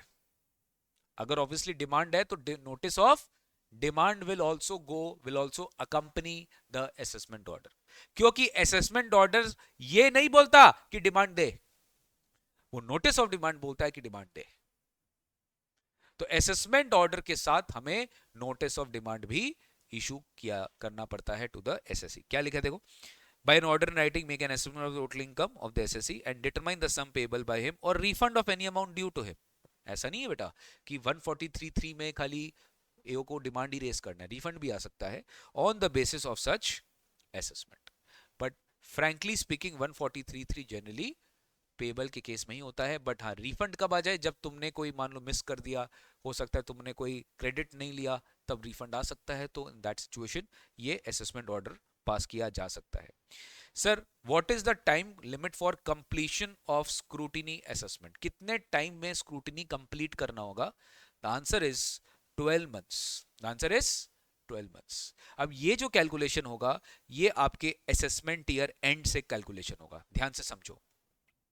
Previous year 24-25 का आईटीआर आपने फाइल किया असेसमेंट ईयर 25-26 को, असेसमेंट ईयर 25-26 यानी कि 31 मार्च 26 में मैं 1 ईयर और ऐड कर दे रहा हूं, तो दिस इज कमिंग टू 31 मार्च 2027। ठीक है, 31 मार्च 2027 तक मेरे को 143(3) कंप्लीट करना पड़ेगा। तुमको याद आ रहा है इसका 143(2) कब होगा? 30 जून 2026। मतलब guys most of the case इसी साल तुम्हारा रिटर्न फाइल हो गया होगा, तो ये तुम ईयर कंप्लीट करके यहाँ से तुम 3 मंथ्स कैलकुलेट करेगा तो अप्रैल में जून, तो 30 जून तक तुम्हारा नोटिस सर्व हो जाएगा और एओ को 31 मार्च 27 यानी ईयर एंड तक, असेसमेंट ईयर के 1 ईयर के अंदर अंदर आपको उसको आपका असेसमेंट कंप्लीट करना पड़ेगा। लेकिन मुझे एक बात बताओ सर, ये तो आपने एक रियलिस्टिक सिचुएशन लिया कि he will file return on in AY 25-26, but याद आ रहा है 139(8) 139(8) याद आ रहा है updated return? Sir previous year 2024-25 का अपडेटेड रिटर्न असेसमेंट ईयर 26-27 में फाइल नहीं हो सकता क्या? हो सकता है। अरे भाई 27-28 में भी हो सकता है, याद आ रहा है? 24 मंथ्स याद आ रहा है, 2 साल, अरे बोलो। तो यार जब भी सिंपल सा बात है। अब तुम बताओ अपडेटेड रिटर्न के केस में भी अगर असेसमेंट ईयर 25-26 से अगर हम कैलकुलेट करेंगे तब तो प्रोविजन ही नल एंड वॉइड हो जाएगा, तब तो प्रोविजन ही नल एंड वॉइड हो जाएगा। तो गवर्नमेंट ने बोला नहीं नहीं, अगर अपडेटेड रिटर्न फाइल हो रहा है then you have to calculate this 12 months from the end of the year in which the return is filed, क्योंकि अपडेटेड रिटर्न तो 26-27 में भी फाइल हो सकता है, याद आ रहा है 27-28 में भी हो सकता है। उस पर डिपेंड करता है कि तुम एडिशनल इनकम टैक्स कितना पे करेगा, तुम 25% पे करेगा इस टाइम पे, तुम 50% पे करेगा इस टाइम पे, याद आ रहा है? तो जब तुम फाइल करेगा क्या अपडेटेड रिटर्न, उस पर डिपेंड करता है कि तुम्हारा टाइम लिमिट क्या होगा 143(3) का। तो जब तुम फाइल करेगा साल के एंड में आ जाओ, वहां से 12 मंथ्स चेंज हो गया बेटा,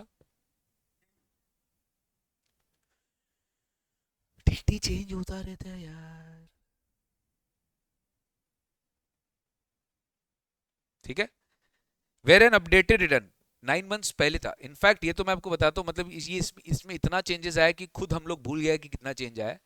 पहले एक टाइम ये 24 था, फिर 21 भी हुआ, फिर ये 18 भी हुआ, फिर ये 9 भी हुआ, आप ठीक बोल रहे हैं, फिर 9 के बाद 12 भी हुआ, अलग अलग टाइम पे चेंज होते गया। ठीक है, तो 143(3) का असेसमेंट कितने मंथ्स में कंप्लीट होगा? 12 मंथ्स फ्रॉम द एंड। आप किस मैट का बात कर रहे हो एकनाथ? आप शायद पुराना मैट देख रहे होंगे, लेटेस्ट मैट देखिए प्लीज। डीटी में भाई जो लेटेस्ट मैट आपके वेबसाइट में अपडेटेड है वो देखिए, ना कि जो हार्ड कॉपी, क्योंकि हार्ड कॉपी तुमको पहले आ गया होगा, पहले का एडिशन आ गया होगा। अरे यार, तो यार यार तुम क्या बात करते हैं यार, तुम 2023 का मैट हमको सामने बता रहे हैं, मेरा टाइम वेस्ट कर रहा है। हाँ हाँ हाँ। वे हाँ, अपना मैट आएगा ना न्यू ईयर में, तुमको हैप्पी न्यू ईयर बोलने। चलो। Assessment under 143(3) should be completed within 12 months from the end of the relevant assessment year, where updated return is furnished, or an order under 143(3) may be made at any time before the expiry of 12 months. ये कब होगा? 12 months कब तक होगा? From the end of the financial year in which the return was furnished.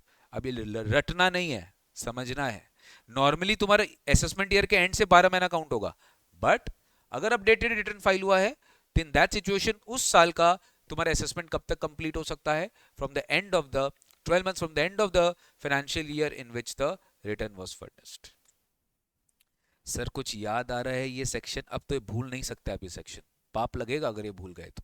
ये भी amendment है इस बार का। CBDT can grant you and relief. CBDT can grant you a relief based on the application filed by the SSE if they if the SSE has missed to claim any deduction or any relief. तो CBDT by an order the grant the SSE the time limit to file return. मतलब the deductions can be given by CBDT based on the order, based on the application given by the SSC. Basically अगर आप कोई deduction claim नहीं कर पाए, आपका कोई genuine problem था, जेन्युइन हार्डशिप था, आप रिटर्न फाइल नहीं कर पाए, अब आप रिटर्न फाइल करना चाहते हो, तो आप सीबीडीटी को अप्रोच किए, सीबीडीटी ने आपका जेन्युइन इशू समझा, सीबीडीटी ने आपको बोला चलो ठीक है, आपको हम एक्सेप्टेंस आपको अलाउ करते हैं, आप रिटर्न फाइल करो। तो ये जो पावर है सीबीडीटी का, तुमको मैंने इनकम टैक्स अथॉरिटीज में बताया था, सेक्शन 119 सबसेक्शन 2 क्लॉज बी। तो सेक्शन 119 सबसेक्शन 2 क्लॉज बी के रिस्पॉन्स में भी तुम रिटर्न फाइल कर सकता है, और वो रिटर्न जो तुम फाइल करेगा, वो रिटर्न कौन सा रिटर्न माना जाएगा? Deem to be filed under section 139। अब तुम सोचो, उस रिटर्न को जब तुम फाइल करेगा, वो रिटर्न तो कितना लेट फाइल किया बेटा तुम सोचो, तुम तो बहुत लेट फाइल किया होगा ना वो रिटर्न, क्योंकि सीबीडीटी का ऑर्डर लेट आया, सीबीडीटी को तुमने अप्रोच किया, सीबीडीटी ने जब ऑर्डर दिया उसके बेसिस पे तुमने रिटर्न फाइल किया। अरे बोलो भाई। तो यहां पे भी तो वही चीज होगा कि अगर उस साल का तुमने जब रिटर्न फाइल किया, भले लेट फाइल किया, वो treated to be return under 139 हो गया, तब तुम्हारे लिए असेसमेंट का भी तो टाइम लिमिट चेंज करना पड़ेगा। 12 मंथ्स कब से होना चाहिए? जिस साल वो तुम रिटर्न फाइल किया उस साल के एंड में आ जाओ, वहां से 12 मंथ्स। बेसिकली नोटिस में कोई प्रॉब्लम नहीं आएगा, क्योंकि नोटिस तो नॉर्मली हम लोग कब से कैलकुलेट कर रहे हैं? रिटर्न फर्निश के बाद सही, बट ऑर्डर वो कैलकुलेट नहीं हो रहा था, ऑर्डर असेसमेंट ईयर से कैलकुलेशन चलता है, तो ऑर्डर में को भी बढ़ाया गया इन द रिस्पेक्टिव केसेस। समझ में आ रहा है? तो where a return is furnished in consequence of an order under 1192B। जब आप रिटर्न फाइल करते हो ना, तो आपके पास बहुत ऑप्शंस होता है कि आप 1 में फाइल कर रहे हो, कि आप 4 में फाइल कर रहे हो, कि 5 में फाइल कर रहे हो, कि 1192B में फाइल कर रहे हो, ठीक है, कि 14211 में फाइल कर रहे हो, बहुत सारे सेक्शंस है, और एक है 148 में फाइल कर रहे हो। समझ में आ रहा है? द पायन जी समझ में आ रहा है? डे पायन डे, क्लियर है? An order of assessment under 143 और 1 वेयर रिटर्न इज फर्निश्ड, जब भी कोई रिटर्न फर्निश हो रहा है because of an order by pass by the CBDT, an order of assessment under both the section, ध्यान से सुनो, बेस्ट जजमेंट का भी और स्क्रूटिनी दोनों का टाइम लिमिट सेम है। It may be made at any time before the expiry of 12 months from the end of the financial year in which the return was furnished. तो इसका भी time limit accordingly change हो जाएगा, कब से starting date सबका change हो जाएगा। ये मैंने आपके नॉलेज के लिए यहाँ पे 1192B का एक्सट्रैक्ट डाल दिया है। क्या है सर? एक बार रीड कर लो। The CBDT if it consider is desirable or expedient so to do for avoiding any genuine hardship, एकदम जेन्युइन हार्डशिप के लिए, in any case or class of cases, by general or special order authorise any income tax authority, वो किसी भी income tax authority को authorise कर सकता है, ठीक है, other than appellate bodies, commissioner appeals को छोड़कर, to admit an application, application को एडमिट करने का पावर, और क्लेम फॉर एनी एग्जेम्पशन को एडमिट करने का पावर, डिडक्शन रिफंड और एनी रिलीफ, मतलब जहां जहां टैक्स पेयर को फायदा हो रहा है उसका एप्लीकेशन को एडमिट करने का पावर है कि वो ऑथराइज कर सकता है किसी भी इनकम टैक्स अथॉरिटी को कि they can admit an application even after the expiry of the period specified under this act. Basically condonation of delay. तुम्हारा डीले कॉन्डोन हो सकता है अगर तुम सीबीडीटी के पास जाके ये एप्लीकेशन कर दिया.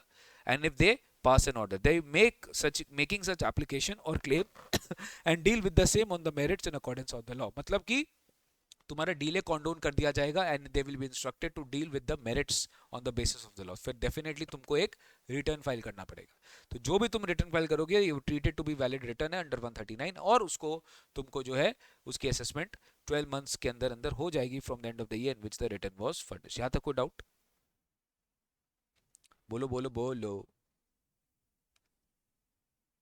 अब देखो बेटा, अभी हम जो 143(3) आपको पढ़ाया ना, ठीक है, 143(3) का भी फेसलेस है. सेम चीज है.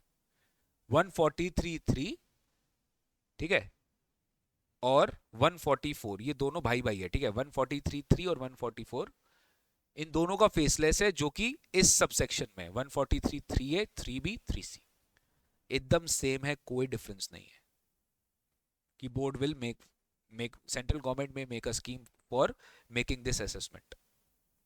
These are the objectives. Clear है? अरे बोलिए प्लीज. बीच में एक प्रोवाइजो है, इसको हम थोड़ी देर बाद में कवर कराएगा. ये है स्पेशल असेसमेंट फॉर बॉडीज और इंस्टीट्यूशंस claiming special exemptions. जो कोई स्पेशल एग्जेम्पशन क्लेम कर रहे हैं सेक्शन 10 में, उनकी भी असेसमेंट होती है. कैसे होती है वो हम डिस्कस करेंगे. 143(3) का ही पार्ट है wait.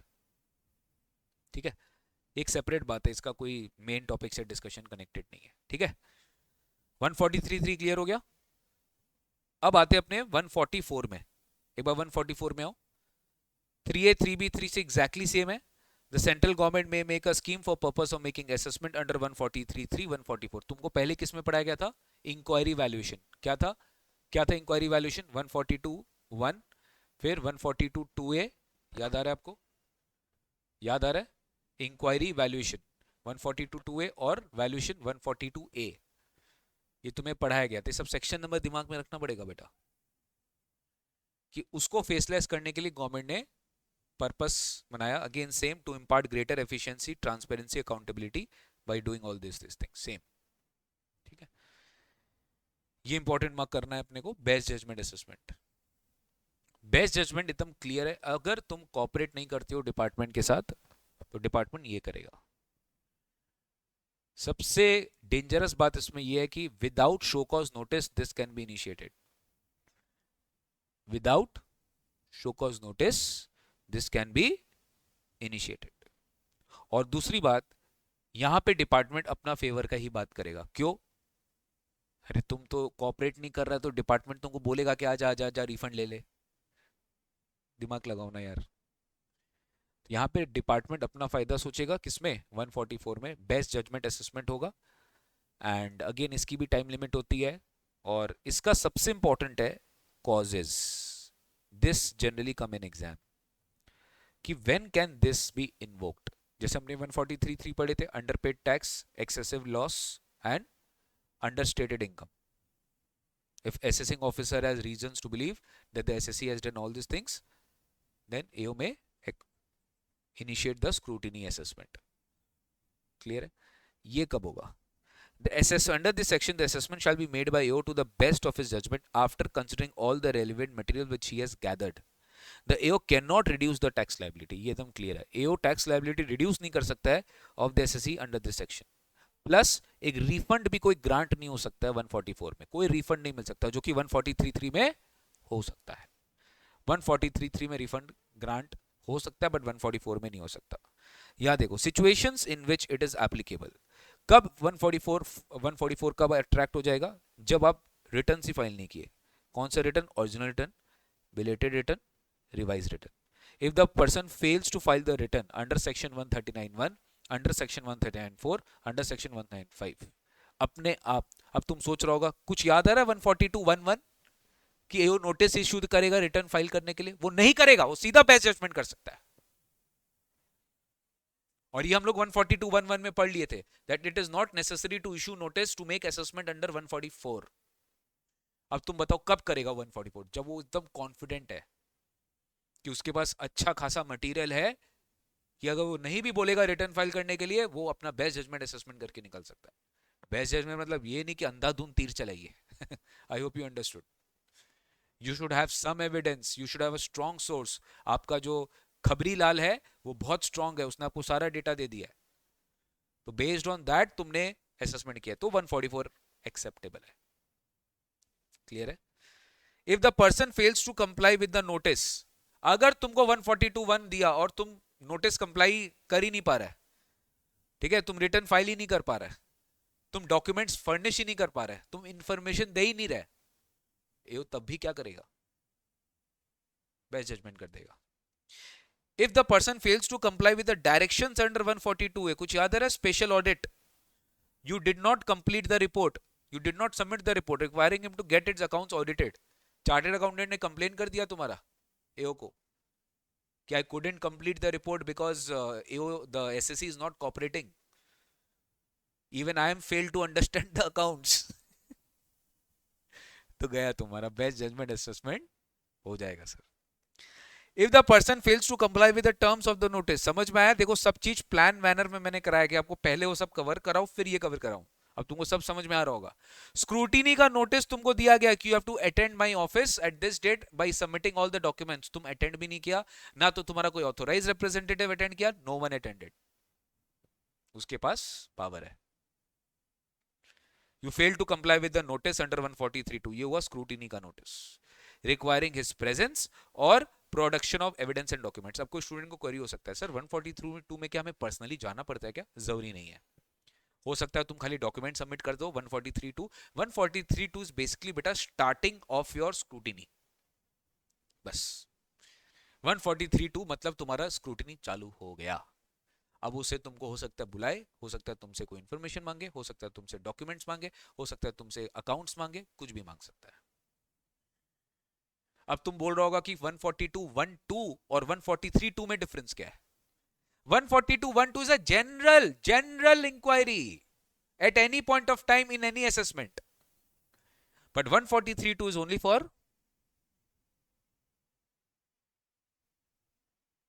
143(2) is only for scrutiny assessment. I think I am able to explain you what is there in the topic.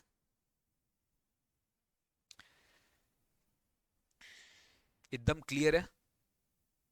एओ को कोई ऑब्लिगेशन नहीं है कि उसको करना ही पड़ेगा, क्योंकि भाई अगर एविडेंस नहीं है तो मैं कैसे करूं यार? In any of the given situation, AO is under an obligation to make an assessment under this section. In other words, best judgment is not discretionary power of the AO but mandatory nature, but again subject to the evidence. मतलब यहां पर ये नहीं बोला कि AO तुम चाहे तो बेस्ट जजमेंट कर सकता है, तुमको करना पड़ेगा। अगर ये सारे कॉजेस, ये सारे रीजंस बन रहे तो आपको इसकी असेसमेंट करनी पड़ेगी सर।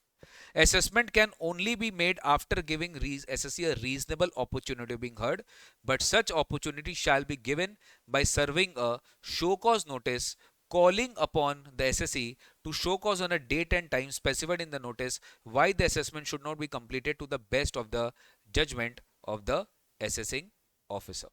कि assessment क्यों नहीं complete होना चाहिए? But guys ये कब होता है? जब तुमने कोई भी correspondence AO के साथ नहीं किया।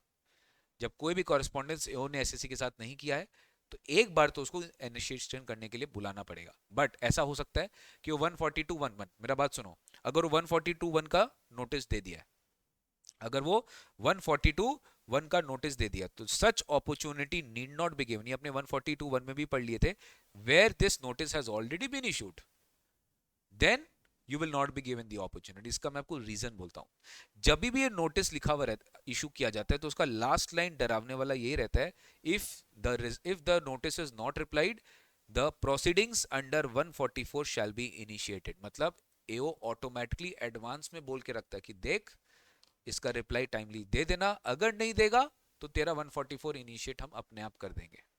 तो दोबारा से आपको इंटीमेशन देने की रिक्वायरमेंट नहीं है। बट हाँ, अगर वो 139 में तुम रिटर्न नहीं फाइल किया, बिलेटेड एंड टाइम फाइल नहीं किया, तो 144 करने के लिए एओ को तुम्हारा शो कॉज जरूरी है। 142 ए में तुम्हारा स्पेशल ऑडिट नहीं हुआ, बट उसके बाद वो शो कॉज तुमको देगा, क्योंकि यहां पर ऑब्वियसली डायरेक्शंस अगर कंप्लीट नहीं हुआ but before starting the assessment they will definitely give you an opportunity of being heard. अरे बोलो क्लियर है? शो कॉज देगा आपको। अब इसका कोई टाइम लिमिट नहीं है, क्योंकि ये क्या पता है, ये सिस्टम ड्रिवन है, ये फेलियर ड्रिवन है कि जब तुम फेलियर करेगा तब तुमको हम नोटिस इशू करेंगे। बट हाँ, इसका एक ऑर्डर का टाइम लिमिट है, same 12 months from the end of the relevant assessment year, same है। असेसमेंट ईयर खत्म हुआ, वहां से 12 महीना के अंदर अंदर बेस्ट जजमेंट करना पड़ता है। इसलिए बेस्ट जजमेंट का टाइम लिमिट कम होता है एज कंपेयर टू, क्या बोलता है उसको, मतलब time limit in the sense notice. Notice वो कभी भी इशू कर सकता है, तो हो सकता है वो 2 महीना पहले करे, 1 महीना पहले करे, ऐसा भी हो सकता है। जैसे अपने बोले थे ना, शो कॉल फॉर 143(2), वो तो 3 मंथ्स के अंदर ही करना पड़ेगा from the end of the year in which return is furnished. But ऐसा कोई टाइम लिमिट नोटिस का यहाँ नहीं है। रीजन समझ में आ गया ना क्यों? सेम यहाँ पे भी है सर, 139(8) में अपने अपडेटेड रिटर्न फाइल की एक पर्टिकुलर असेसमेंट ईयर का, एक पर्टिकुलर प्रीवियस ईयर का, तो उसका अगर अपने अपडेटेड लेट फाइल किया तो फिर बेस्ट जजमेंट का भी लेट हो जाएगा ना टाइम लिमिट। हाँ, it will be from 12 months from the end of the year in which the return was furnished। अरे बोलो क्लियर है क्या? पक्की बात? अच्छा, तुमको याद है क्या, हमने इनकम टैक्स एक्ट में एक सेक्शन पढ़ा था 145, मेथड ऑफ अकाउंटिंग पढ़ा था, एक section method of accounting. PGBP में अपने कौन सा मेथड ऑफ अकाउंटिंग फॉलो करते हैं? कैश बेसिस और accrual basis, as regularly maintained by the assessee. आईएफओस में भी यही करते हैं, इनकम फ्रॉम अदर सोर्सेज में भी यही करते हैं। कैपिटल गेन में previous year in which the transfer took place, charging section. Salary में क्या, सैलरी में क्या, ड्यू और receipt basis whichever is earlier. और एचपी में annual value of the property. ठीक है, तो basically method of accounting plays an important role only in calculating two heads of income, PGBP and other sources. अगर आप अपना proper account जो है उसको कंप्लीट तरीके से मेंटेन नहीं कर रहे हो, और if you are not maintaining the accounts consistently as per the accounting standards which you should do, यहां पे भी एओ के पास पावर है कि वो बेस्ट जजमेंट असेसमेंट कर सकता है। तो देखो अदर पॉइंट्स में क्या लिखा है, non maintenance of proper accounts as per section 145 if the AO is not satisfied with the correctness or completeness of the accounts of the assessee, और if no regular method of accountancy or accounting standards is followed by the assessee, regular accounting completeness properly नहीं हो रहा है, correctness नहीं है, regular method नहीं है, accounting standards follow नहीं है, then the AO may make an assessment under section 144। यानी तुम सोचो बेटा, खाली ये 4 कारण की वजह से नहीं, एक फिफ्थ रीजन भी है जहाँ पे 145(3) का फेलियर से आपका जो है बेस्ट जजमेंट असेसमेंट अट्रैक्ट हो सकता है। बताओ कोई क्लियर है? कोई डाउट गाइस? ये था अपना बेस्ट जजमेंट असेसमेंट 144। ठीक है, आज के लिए हम इतना ही रखेंगे। जो बच्चे रिकॉर्डिंग कर रहे हैं, thank you so much, take care, God bless you. मिलते हैं आप लोग से नेक्स्ट क्लास में। आज अपने इतना ही रखेंगे। नेक्स्ट क्लास में मेरा बात सुनो, नेक्स्ट क्लास थोड़ा डिफरेंट होगा, डिफरेंट इन द सेंस हम लोग कुछ ऐसा टॉपिक पढ़ेंगे जो कि तुम्हारा इंटरनेशनल टैक्सेशन से भी कनेक्टेड है, क्योंकि अपने एक ऐसा बॉडी के बारे में पढ़ेंगे, बहुत इंपॉर्टेंट है, डिस्प्यूट रेजोल्यूशन पैनल, डीआरपी। ठीक है, फिर अपने 147 स्टार्ट करेंगे। 147 तो तुम्हारे एग्जाम में छपा हुआ है, it is printed in your paper, it is so important because of the amendments, because of so many things which has come in this sections। काफी सारा चीज चेंज हुआ है 147 में, 148 है, 148 में, वो सब अपने amended वाला पार्ट जो है वो अपने पढ़ेंगे सर। ठीक है, नेक्स्ट क्लास में पढ़ेंगे हम लोग। Thank you so much, bye bye, take care, God bless you, see you very soon in the next session.